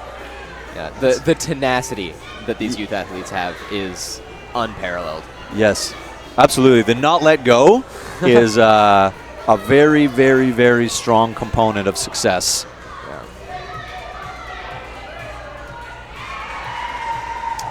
And another just kind of down to the wire top there. Good Love finish. to see it. Yeah, absolutely. It is. It's more exciting to watch youth climbing simply because younger, sometimes more fitness, different kind of fitness, different muscle fatigue. Yeah. They generally throw themselves at the boulders more often than the open. So you watch open level semis, you might see 2 attempts on every boulder, and it's a lot of people just standing at the wall looking at the clock going, I'm going to wait till 1 minute and try it a second time. Yeah, like, you sit down, you take your shoes off. Exactly. You have a drink, in your 5 minutes you take your shoes off, you put them back on again, and you think, all right, when it gets down to 40, a minute and 20, I'll put my shoes on, and then I'll try it a second time. And we do joke that a lot of competition climbing is standing on the mat and staring at the wall. But the youth climbers put in more tries than they should, which makes it exciting for us. A lot of the time, yeah. Every once in a while you get one who's just, they've got the comp instinct just nailed, and they know themselves, their own climbing, what they need to do. But it's fairly rare. Jackson McDonald here on your right. So this is one of these Youth A climbers that has had success on the open circuit in the last year. And is a very good climber. Yeah, he was actually just on the podium at Open Boulder Nationals in January. So, you know, one of the best male climbers in the country, bar none. Yeah. Which, it's always a little bit I don't want to say discouraging, but challenging as a youth athlete when you're looking at someone who has accomplished the things that someone like Jackson has. Yeah. And as the first person to make this move, and we saw people try that and fail, and fingertip save. Oh. And then maybe a little too much of a readjustment, a little overshoot. Yeah.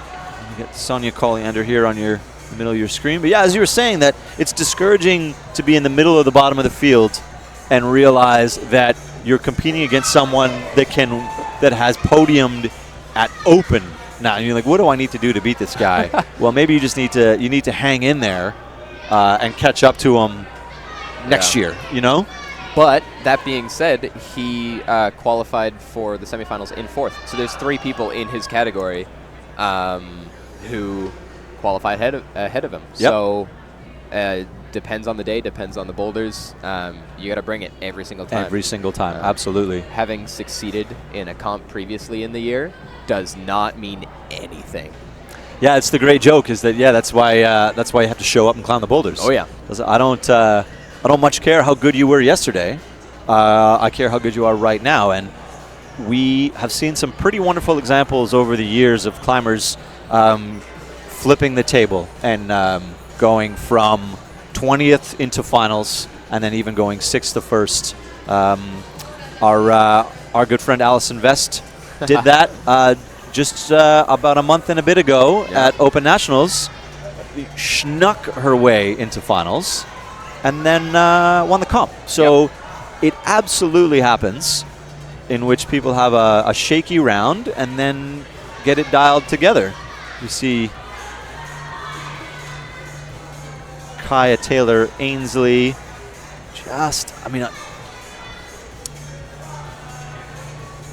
finding the solution in balance and choosing left foot smears. Tenuous at best. Decided that her hips would come out too much if she tried to move her foot further to one of the jibs, which would probably be more secure. Yeah. So said, you know what? This is how I'm going to do it. Did it. Jackson McDonald with a minute to go. So 2 attempts. Yeah. And the splits. Oh, what? Wow. That's impressive, to say the least. Tyson Guzman. I think he tried to pull this out on the first boulder. as well, yeah. And we cringed. And I mean, if you got it, what? Well, and it's one thing to be able to get in that position, but another to be able to load your entire body weight in that position. And then get out. Yeah. That was a little Jean-Claude Van Damme reminiscent. See Taylor trying to come through. And Sonia. I think I would have expected Sonia to top this boulder. She's got 20 seconds. It's true. I have faith. Sometimes it just takes a couple minutes to get the jitters out on your first boulder. We shall see. 5-ish seconds to go, and you can hear. No, she had to rush it, and made a decision. So we've come a long way. So get a good look at this. Like, look at the right heel shaking, left foot shaking. I mean, that is some core control when your feet are letting you down like that. Oh yeah. Jackson with a good save. Yeah. And a nice finish. We've come a long way from Boulder 1 being the easiest and progressing to Boulder 4 being the hardest. That absolutely used to be a thing and is no longer a thing. What you get across a round is style and ability test in which they want to try to get you exposed to something risky, something with some coordination, something that makes you squeeze, something that makes you wish you weren't there. That's the biggest one, I think, especially in the first boulder. When you walk out and see just this bleak, there's a few really slopey volumes in a corner with some jibs turned in ways that you don't want to figure out. But you got to deal with what you've been dealt. And it gets in your head before you even pull on. You're like, oh my, are you kidding me? This is my first boulder? And it's hard to get past that sometimes. So what we got? Alexa Vanier on your right and Logan on your left.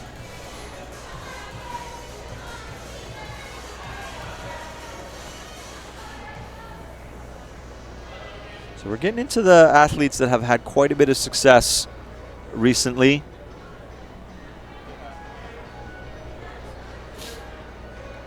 Alexa Vanier won Western Regionals this year, and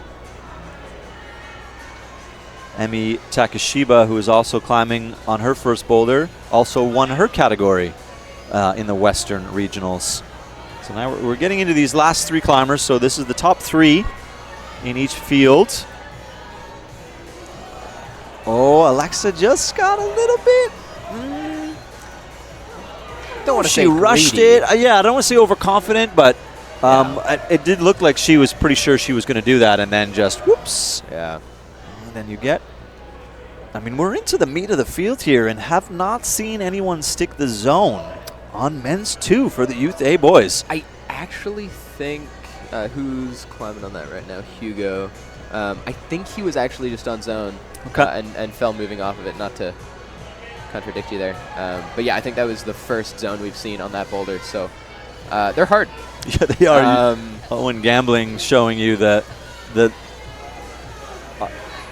trying to do a very, very quick foot switch there on a very, very bad hold.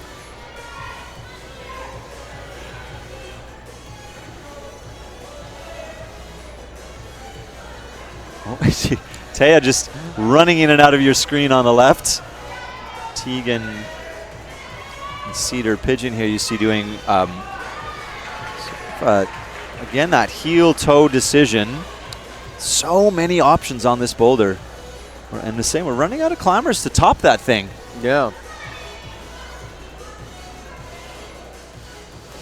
Tegan sort of skipping. There are the bottom of both of those volumes are pinchable or slopers if you have smaller hands. And you saw Tegan there just electing to climb through all of the fidgety matches. No one likes a fidgety match like a Youth B female climber. No. I mean, maybe the Other Youth than B maybe boy. the Youth B male. Yeah, they also like a fidgety match. I'll give you that. We'll see some of that this afternoon. The other half of the field will be climbing in just a little bit.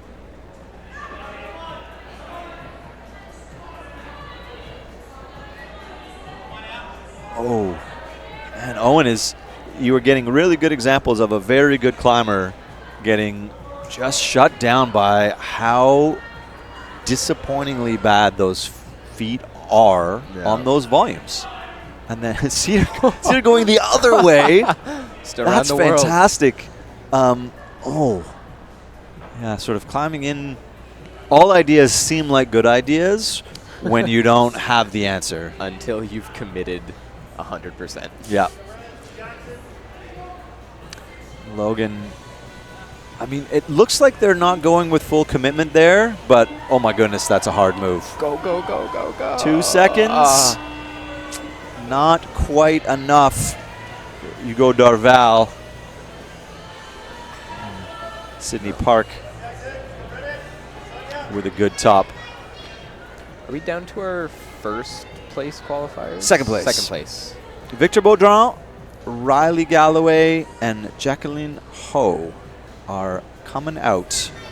Riley Galloway had a fair amount of success, 4th at Open Nationals this year, and then podiumed at regionals in 2nd place not very long ago either.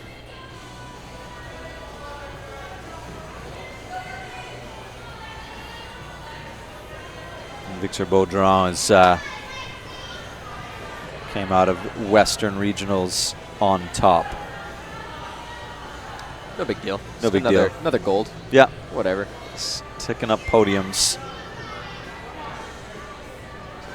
I think Victor is one of our satellite Canadians. Yes, living in the States, but yeah. is a Canadian. Likes to come up, show his face, win our comps. Yep. No big deal. And Jacqueline with what I believe will be a flash.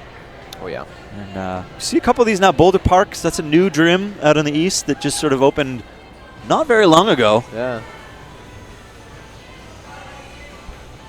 Lexi Binder getting turned all the way around. Haven't seen this boulder in a while.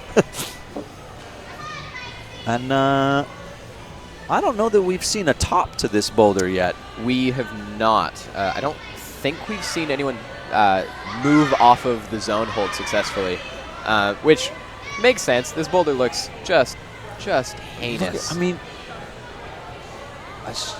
that knee, drop knee, right scum against her own knee.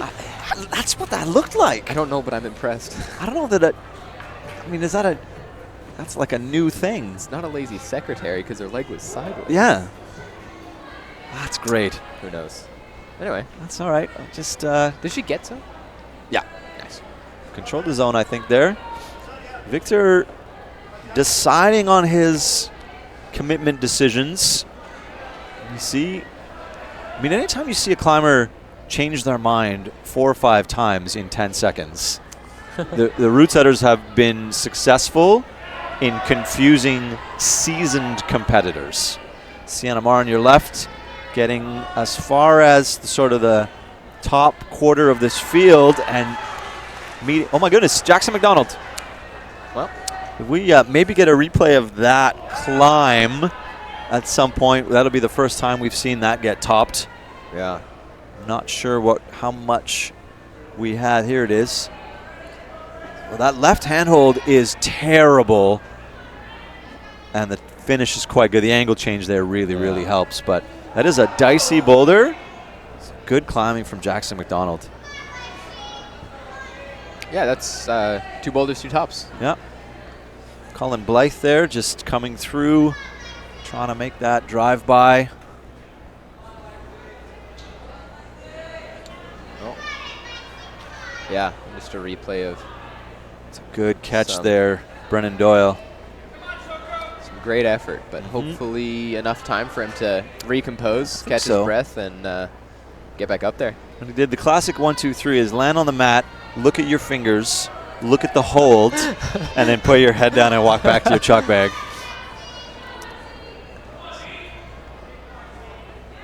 Lexi getting back, turned around here. So electing to change a little bit. So sort of new beta last try.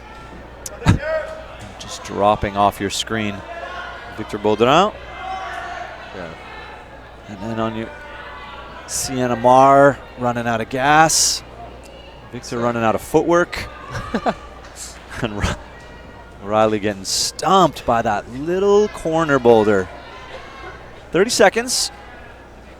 Sienna sprinting. I mean, last boulder, you got to empty the tank, right? Yeah. For your own mental, just to feel like you've put everything into the round, if nothing else. I mean, it's, we like to see it.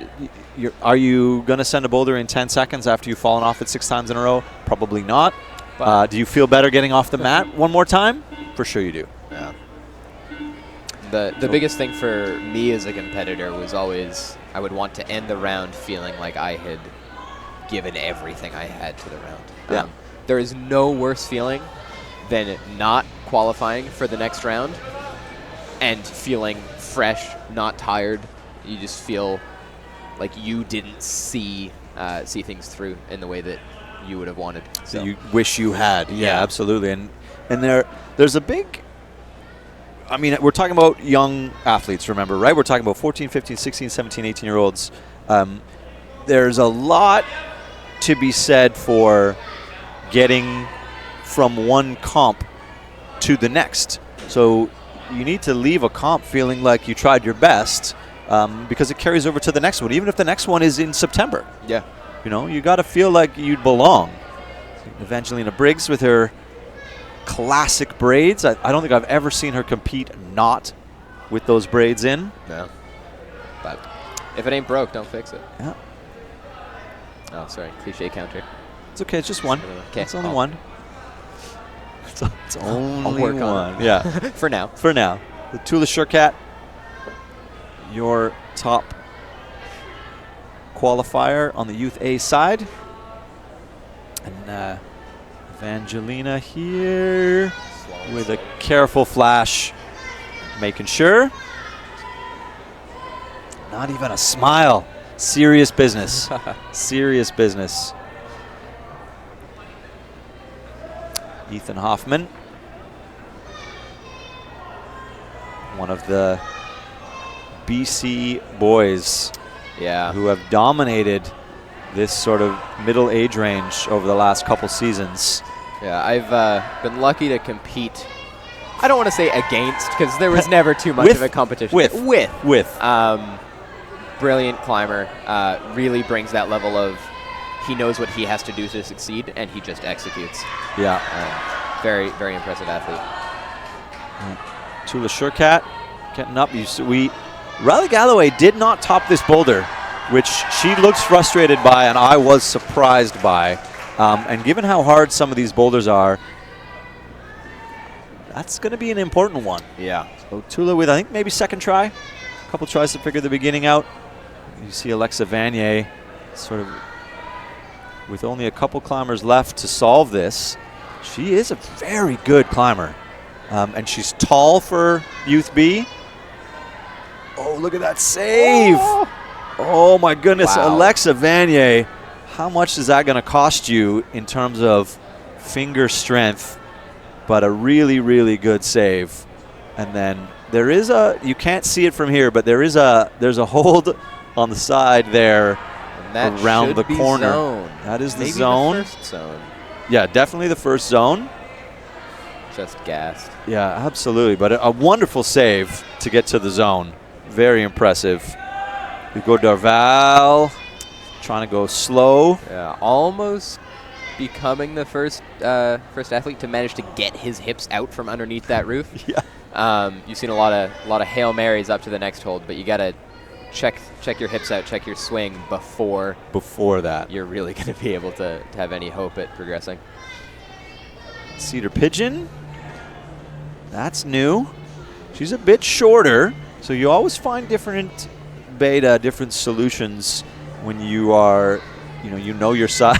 That's the best split screen we've had yet. No, it's awesome. That's fantastic. Two angles of the same boulder. It gives you a little bit of that. Look how bad that footwork is. A minute to go. Alexa Vanier. Just sliding along that volume. That is a brand new volume. Just my fingers hurt just watching that happen. Natalie Barton on your left. Somehow with left hand on that hold. I'd love to see how that happened. Somehow. Agreed. Also, somehow is the word. Kind of an interesting note, this Youth A women's second boulder. A fair bit of success on it early on, and then there hasn't been as much lately. Agreed. Interesting. I'm not really sure as to why that would be. No, that is a good observation, is that the beginning of the field we saw a run of tops. Yeah. And now it's been quiet over there. Yeah. 10 seconds left. Cedar getting established on the zone, but not getting past it. All right. So nobody on Boulder 1 anymore. We get Jacqueline Ho, Riley Galloway, and Victor Baudrin on their second boulder. And we get a nice look at the calm. See, there's no shake in the heels. No big deal. Evangelina Briggs, no big deal. And just stone cold. Oh, yeah. And a good look, too, here at Ethan Hoffman's top. Also, not looking very stressed. Sort of, you can see when an athlete is confident in a hold by how bad their footwork gets. Yeah. Especially on something as slippery as that foot volume. Yeah. So sloppy footwork means, yeah, no problem. I know I can hang this. Tula Shurkat with a top there, and then no time wasted. Taylor Galloway getting up into, just trying to, I mean, the top of that hold is good, but not really where you need to be hanging on to it. Yeah. Riley Galloway on your left.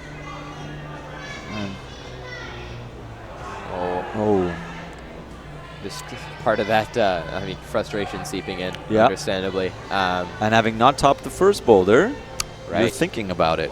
Yeah. You are thinking about it. Gonna have a big swing here. Unless you just stay. Some unbelievable tension. Okay. Oh, wow. That's Jacqueline Ho just released a toe. That is fantastic. Insane. I don't think she'll get the zone for that, but you see, as she was falling, she was looking at what she needs to do to get that through the next time. So the mind is always working. People fall off looking at the boulder, already planning what their next attempt needs to be different. Is it try harder, same thing, try something different, try harder, try something different, maybe cry and moan a little. Sometimes the case. And my goodness. So after that level of effort, Jacqueline Ho is going to take about 15 seconds rest. Oh, yeah. No big deal. No big deal. Yeah.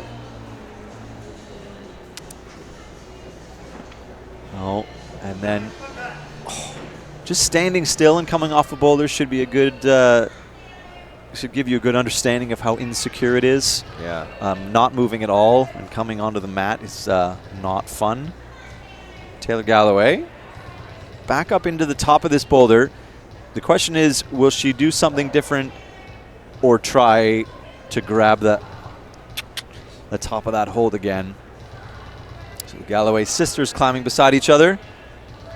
Not quite beside, but at the same time. Yeah. As we see Riley now getting extended on that left foot, but making it happen. Making it happen. So that's a little boost that she will be happy with. Yeah.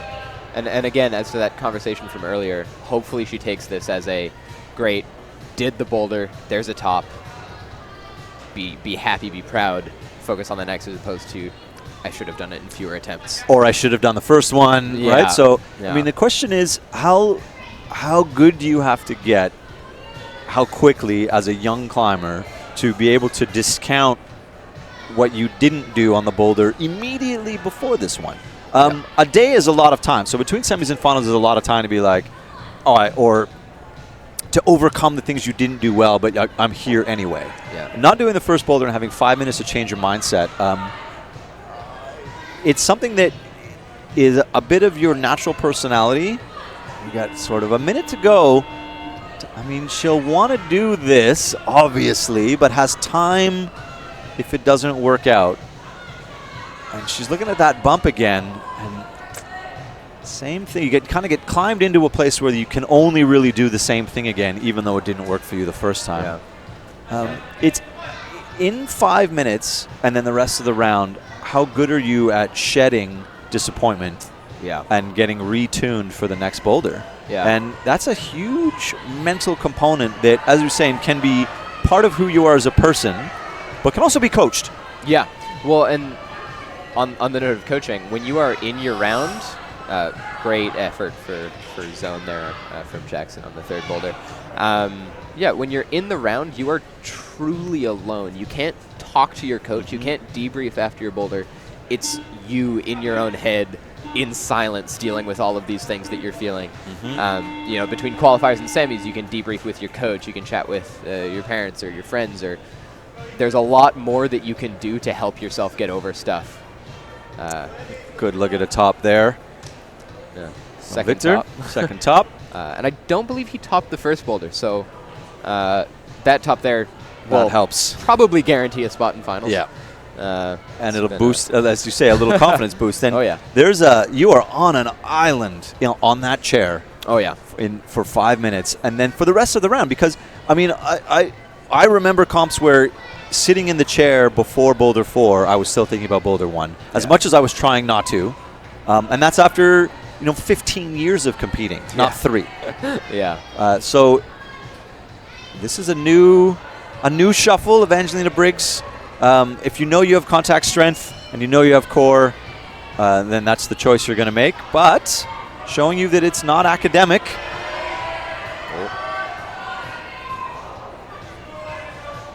Various bodies hitting the floor all at so once. Sort of whack. 3 or 4 people just dropped off all at the same time. Cedar on your left and Ugo on your right. Kid who got really strong in the last couple years. Yeah. And yet he still moves very well. Yes. Look, you see Cedar here. Really nice top. Yeah. 2 tops is big, and I can't remember if she has 2 or 3. So this time Evangelina doing exactly the opposite. Toes on, and then he's going to run into this second where her left. That's good control. Yeah. Nice climbing from Evangelina textbook Briggs. roof climb. Yep, and it's maintaining tension on an inside-out toe scum. Not easy. We might actually see it. We might. I'm not going to say it out loud. I will. You'll take responsibility. I got faith. You got faith? It's the composure. The top of this, the last move, the hold is pretty good, but as you see, the feet are non-ideal. Yeah. And you're kind of in your own way here coming around this corner, unless you're just going to stop and chalk up. Yeah. The angle changes here are hard to deal with, but no big deal. No big deal. Just another day. Yep. Only person to top the boulder. Only person to top the boulder. And then you look at Alexa Vanier looking good here. Oh. So that's another important thing to note. The walls here have significantly less texture than a lot of the gyms that these climbers are used to being in. Mm-hmm. So they think, oh, I'll just smear on the wall. But it's effectively smearing on dual techs. Right. You can do it, but you have to be very precise and bring a lot of tension with that. And on feet and holds that bad, it's hard to do that. So we were chatting with, again, Ivan Liu, who helped on a lot of these boulders, and he was saying on that foot transition, when your left hand is on zone and you're trying to walk through, it's important to go straight to that tiny foot jib. Right.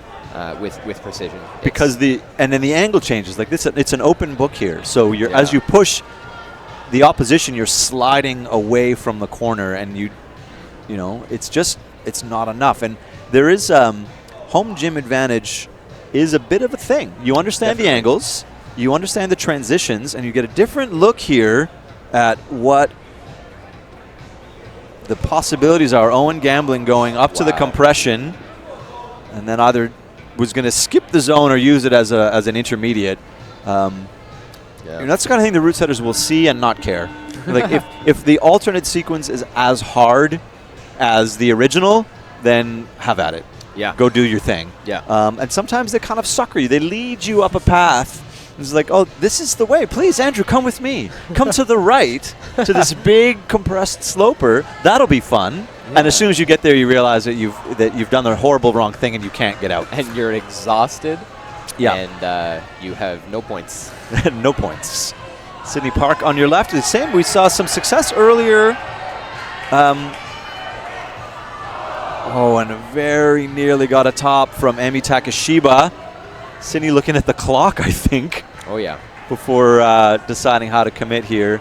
Not a ton of tops on Boulder 4. So good stuff from Sydney Park.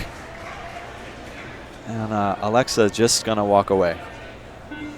And that, you don't mistake only doing 3 moves on that boulder for not being tired.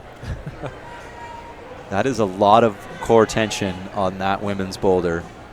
And it is just not a super good time. So now nobody on boulder 2. Victor Baudron, Riley Galloway, Jacqueline Ho on their 3rd boulder. You see a good look at Ethan Hoffman there. Not looking super stressed. 2 tops. Oh, even a little smile. Just a little smile. Yeah. Ethan spends a fair bit of time climbing at this gym. I believe he competes for Base 5 North. Yeah, spends some time here, knows the walls, knows the holds. And again, that home gym advantage sometimes isn't so much an advantage as just you're more comfortable. A comfort level, yeah. And you can, it's easier to bring the level of confidence that you need to succeed in a gym where you know the warm-up area. Absolutely. You can practice warming up for a competition, a week before the comp because you're in go the space. Into the gym. Absolutely. Yeah, it's not nothing. Yeah, and it's you're at home.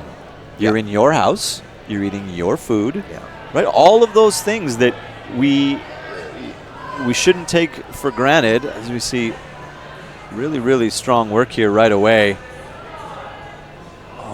and then electing to cross, maybe out of desperation. Wow. Wow. That's some grit right there. That's really good stuff here from Victor. The what wall have we he's got? climbing on right now is roughly 45 degrees overhang. Yeah. So the holds are not jugs, and they are just not on a wall that you can really even hold. But looking good for his first attempts. Lots of 3 minutes on the clock, so lots of time for him to get back up there. And you saw him sort of elect to go with the double to the finish, double Gastons.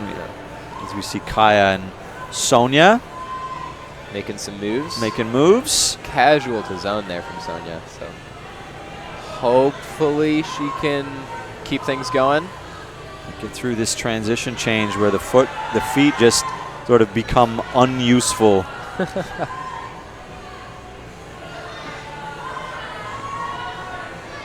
Sonia just being strong and smooth. Very, it's a very good top composed. to finish the round. Very composed, exactly. Jacqueline Ho tucked up into this. I have done one move and I have burned a minute. You see that? Same. These climbers are so good. And you see them have to reset a foothold 3 or 4 times. And you know that they're thinking about it. And that's what the route setters want. I want you to think about this foothold and how bad it is. Really good stuff. Jacqueline Ho. Oh. Yes, I feel that. Yeah, that expression you can feel. And Jackson. Oh, yes. Wow. That's pretty impressive as well. That's a rock climb right there. From 18 people unable to stick the zone and a top from Jackson McDonald. Really good stuff. Jacqueline wasting no time. Nope. As we have seen previously on her first 2 boulders. And that's okay. That's stress. Yeah. I mean, that is the stress of a 13-year-old. Yeah. 14-year-old. And that's kind of the mindset of a lot of these competitors is. Oh, look at this. Good stuff. That foot switch hopefully will serve her well, but getting those hips through we saw from a couple previous climbers is critical, and Kaya not quite able to get there. I think we saw Aaron Huskin had that basically perfect finish to that boulder with that. I mean, pretty significant right to left weight transition. Yeah, hip movement for sure.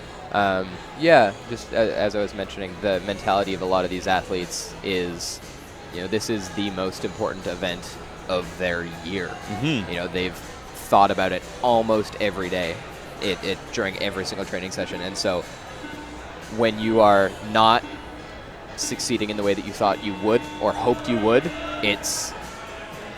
can feel very, very devastating. Yeah, it can be disheartening. You have sort of end of the world stuff where you think, I've gone my entire season with the goal of getting to finals at nationals, and I'm ruining it by making mistakes. Even though, I mean, there are some things, as we saw how close Jacqueline got there. There's some things through your round, and I'm sure you've experienced this, and I know I have, where you actually think that you're getting crushed, or you're doing so well that you feel everyone else has been doing well, and you turn around and you've qualified for the next round comfortably. Yeah. And so you climb the whole round being angry and thinking that's the end of your year. Yeah. And then you go back and see the results and think, I fell off some stuff, but 2 tops was enough to get me through. Yeah. On that note, when I was in Youth C, so it's still top roping. This was before Boulder Nationals for youth even existed. I made it into finals. Came out. My score was 7+, so I fell moving off of the 7th hold. I was crying before I was on the ground. Just looking at Evangelina Briggs here, matched the zone, and then is just hanging out. Just hanging out. Looks like, not quite. Yeah, so you come off basically the very beginning of the climb. Yeah, crying, thinking, wow, I've ruined everything. A year is so long to wait to be able to try my hand again. And I was third. So everyone else fell off earlier than that. I mean, and that's a thing. It's a real thing. An athlete's judgment in the middle of a round, regardless of age, experience, anything, can be very, very variable, I guess. It's hard to know how anyone else is done when you're not supposed to be able to know. And you're not supposed to know, yeah, exactly. And you sort of get a feel from the crowd, but when there's 12 climbers climbing, you do not know who they're cheering for. Yeah. So, you know, there's an advantage to coming out early and climbing well because you just get to watch the scores tick up. When you come out last, you really don't know. Yeah. We might see Ethan Hoffman here if we can get a look. Looking in control. Kind of does that, got a little hop to the double Gastons. And with 2.5 minutes, Evangelina getting this, really the only climber to come through the sequence in this way. That's very small person bendy, but this is a big move. 1 and 2. Evangelina Briggs with the only top of Boulder number 3. So 3 tops. 3 boulders, 3 tops. 3 tops. Showing you why she's the top qualifier. Sometimes people are exactly where they belong, just for the record. Yeah. Sometimes your top finisher is the best climber in the round. And some people do lead post to post. I've seen Sean McCall, Jason Hollowatch come through comps and never fall off. Yep. All the way through qualifiers, semis, and finals. So it happens. Climbers just keep crushing. Emi Takashiba here. Again, I'll say I'm surprised that she hasn't topped this boulder yet. And the first, she's trying that dynamic, come around the corner, double clutch compression, whereas the success has been slow and steady.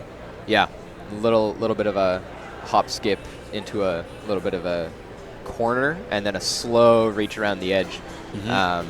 But again, that's the thing. I think when we looked at that boulder, it was like, well, either you're going big or you're going very slow, and it's hard to get out of whatever you see first and consider other options, especially on a move that's that, like, there's a huge volume close to the ground and a bunch of other stuff really far away. Yeah, so what are you going to do? Yeah. Owen Gambling got close and then just sort of slipped, I think, on that, trying to reset his left palm. I mean, at 30 seconds, I feel like he might try that boulder again. He is going to give it one more try. He'll have to rush it. 21 seconds on the clock. Emi having not as much success as I would have thought, so we're running out of climbers to top Youth A Boulder 4, and then you see that how small of a mistake you need to make to fall off a boulder. I mean, you're talking about a climber who's crushed a couple of the first two, and a subtle shift in your weight when you're on 2 volumes is a disaster. Yeah. This is Kaya making just not quite enough. Just showing he needs to get those hips a little bit further. And then Evangelina Briggs, where no one had done anything. Yeah. I mean, that's a really good one-pad save. Oh, yeah. Really, really nice stuff, actually. Victor Boulderin, Riley Galloway, and Jacqueline Ho are going to be your 3 climbers on folder number 4.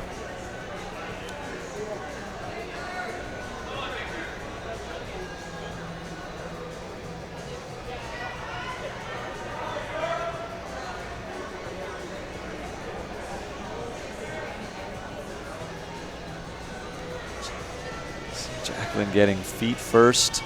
And she did climb the second boulder in that way as well. Victor looking uncomfortable. Just looking for a left foot opposition that, I mean, it's not there. And there's something, I mean, look how many times he looked back and to the left. Like, oh, I'll just put my foot on that. No, it's not there. And then 5 seconds, oh, I'll just put, no, it's not there. Jacqueline, yeah, that was going to be tricky. Yeah.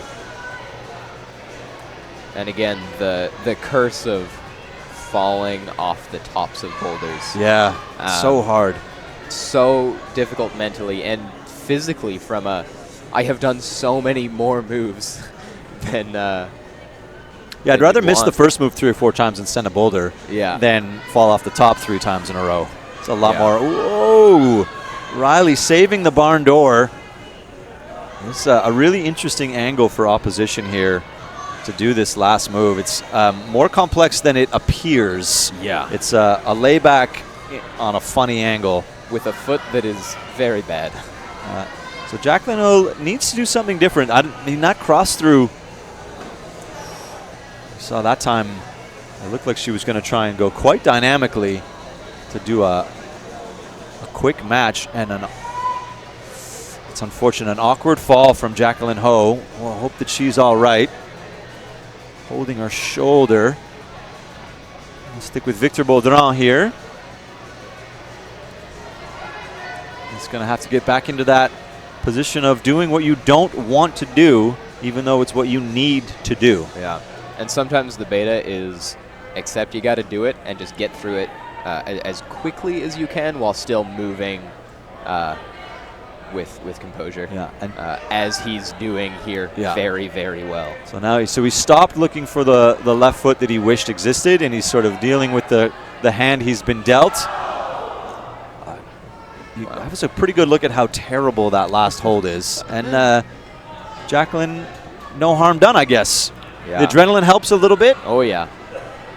The desire to top boulders helps a little bit. You can see just the level of confidence that she's bringing into these moves. And now she's going to skip the intermediate.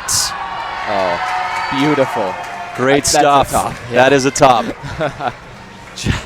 Jacqueline, oh my goodness, she put in a round, and emotionally, like, she was showing it all. You get eventually into Briggs showing no emotion, and then we saw Jacqueline there just after every attempt on every boulder. You could tell what was going on. Yeah. Now Riley, I heard that from here. Come on, 1 minute.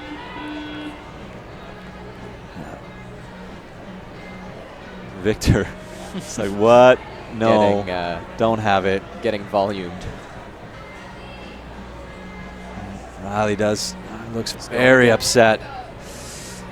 Yeah, there's a lot of emotion when your season is coming down to a couple of mistakes.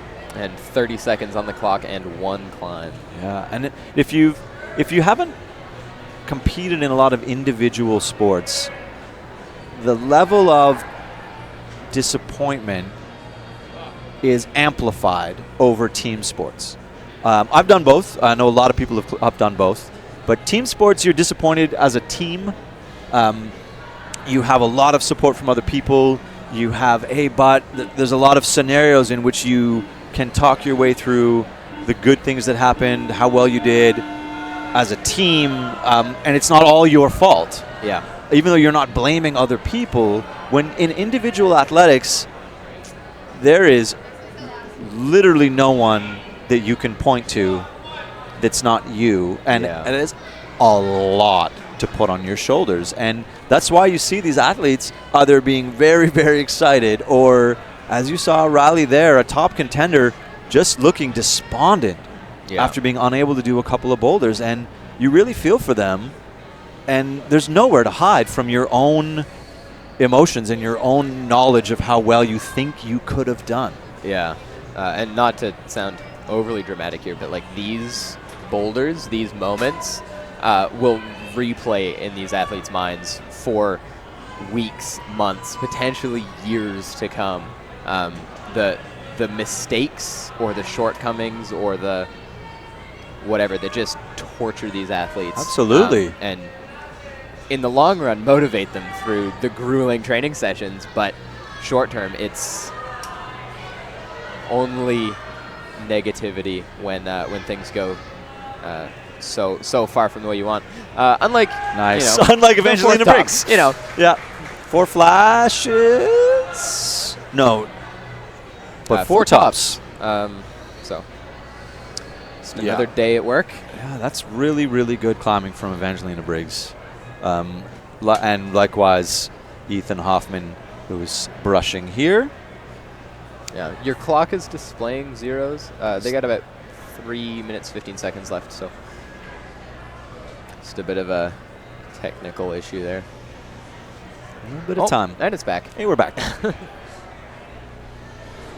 The MEC green clock managed to match it up quite nicely. Ethan Hoffman pressing through.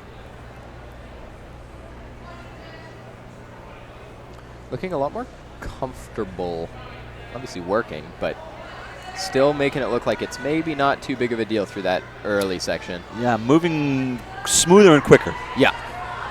And then this is just where it gets gnarly. You see how extended he is in that position. It's really tough to keep opposition between your feet and your hands on a pretty bad hold when you're that far stretched out. Yeah. And that's another interesting thing to consider. I think Ethan has 2 tops right now. I think we know for beyond any reason of doubt, he's in finals. Yeah. He probably knows it. And you could make the argument, maybe it would be better for him to just be like, all right, I'm done. Yep. That's my round. No, he probably has 3 tops now. He's 3 tops, yeah. So, yeah, he could just sit down, be done, be through to finals, no big deal. But that's usually not the mentality these athletes bring. It's, I'm warming up to do 4 boulders. I will do 4 boulders, and then I will compete again tomorrow. Yeah, you see it from the open level athletes a lot of more. And youth athletes generally, as you say, they just climb the boulders. They're here to climb. The open athletes and World Cup athletes, you'll see them not do a boulder. Yeah. They'll try it once and realize that they have no hope and it's not worth the expended effort, or they know that they're in. Yeah. And they're like, well, try it once. If I get it, I don't get it. Finals is a new story, so I'm okay. Yeah. Tula Sherkat, might be the first time she did the opening. Screaming to stick that zone. Yeah. And it's been a little while since we've adopted the new scoring system where it's the number of tops that are most important and then the number of zones. So yeah, zones even more important than ever, really. Absolutely. So it is, if you're not familiar, and in the last 30 seconds of the round, it's number of tops, number of zones, and a number of attempts to top. A number of attempts to zone will break any ties. And then just running out of friction on the boots. Ethan is going to take his skin away from one last try, whereas Tula Sherkat is going to throw herself with 12 seconds up the top of this boulder. So respect for the effort, but is 100% going to run out of gas. So we are done BA women and A boys. We are going to take a short break. I think it's 15 minutes max. Yeah. So don't go far, and then come back to the stream, and we will be here to bring you the junior girls, B boys, and junior boys. Same boulders, a few little tweaks, and different climbing. We'll be back at 11:35. So that's about 20-ish minutes from now. 11:35, come back, hang out with me and Andrew. Semifinals, round 2. Indeed.